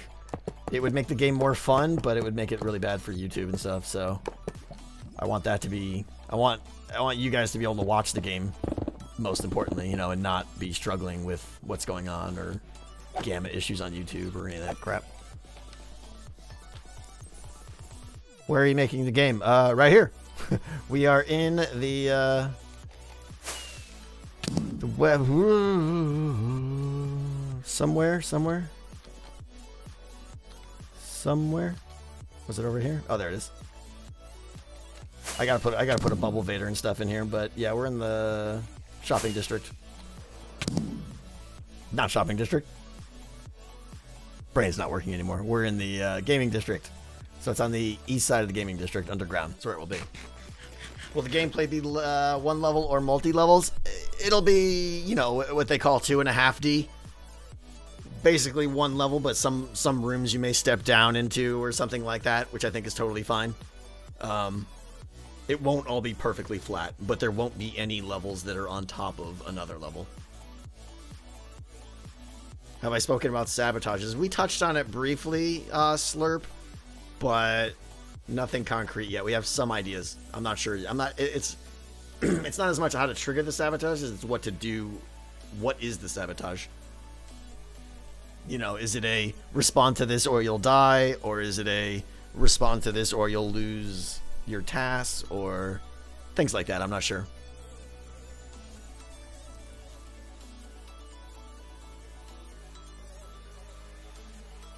You have another idea for wind detection? Go ahead, Soul. What is it?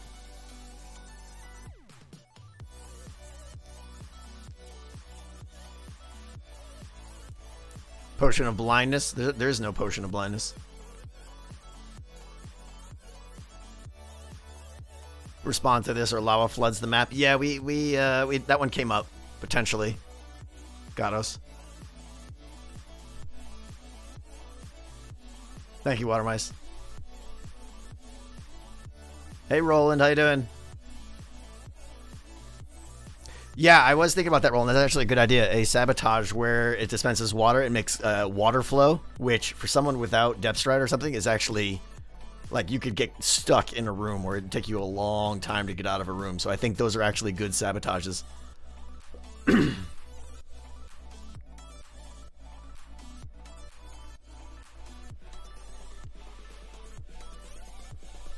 What's up, Flying Cake? Yeah, I feel like I want to use a bell, like a village bell for something, too. I'm not sure what. Ring the bell and something happens. Potion of Turtle Master gets splashed on him for sabotage. Yeah. How many different tasks in total? I don't know. I'm hoping for over 15 different types. And then which ones get used each game will hopefully be randomized. You know, so there may be 15 possible tasks and everyone gets 4 and maybe some of those are overlapped. Yeah, I could use the bell for emergency meetings, but I want emergency meetings to be readily available. So that would mean I would need to get like 40 bells or something. Can you trade for bells? Can you trade for bells with villagers? If so, then yeah, that would be perfect. Are you going to use certain health levels for players for quick deaths? Yeah, I want everyone to be... You can. Okay, cool. If you can trade, then yeah, maybe I'll put bells all around the map, and anyone can right-click the bell to signal a meeting or a body report. I think that's a good idea. Yeah, all the players are gonna have like between 3 and 5 hearts is the goal, so that they can get one-shotted by a crossbow, but not so that they can die by 1 heart of damage. 1 bell in the meeting room. I suppose that would be the... Yeah, the problem is there's no way for me to distinguish between reporting a body and calling an emergency meeting. You know, dead bodies can happen anywhere, so they have to be able to report it from anywhere. And once that button's there, I mean, how do I stop them from using it again? I mean, some of the buttons I could disable after you press once or something, but we'll see.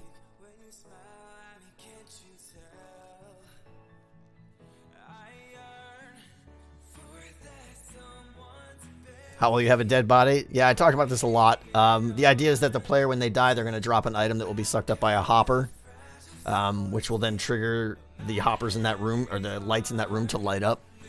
That's very tentative, though. I don't know. So basically, if you enter a room and the lamps along the floorboards are lit up, you'll know that someone was killed in there within the last 60 seconds or something like that.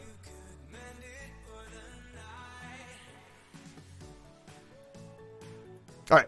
I'm going to wrap it up, guys. I know we could probably sit here and chat about this, but there'll be plenty of more streams about this when I have more answers, to be perfectly honest, because there's a lot of stuff I still got to think about.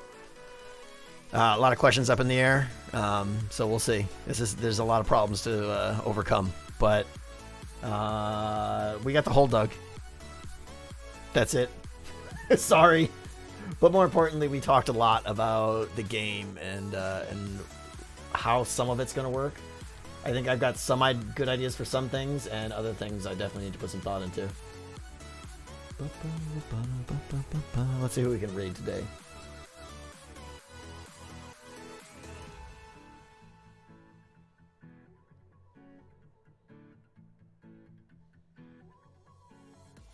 There it is. We're gonna keep it with the hermits. Let's go raid Hypno. Boom. Done deal. Guys, thank you so much. Thank you for the support, everything. Hopefully there'll be a video in the next 2 days or so. I haven't started it yet, but I at least know what's going to be in it, so I should be able to get it going. Say hello to Hypno for me. Thanks for all the support today. Hunter, if you're still here, thank you. That was insane. Thank you so much. I appreciate it. Pretty excited about this project. This is going to be a fun one. And have yourself a good day. I'll see you guys probably Wednesday. We'll see. Right now. Goodbye.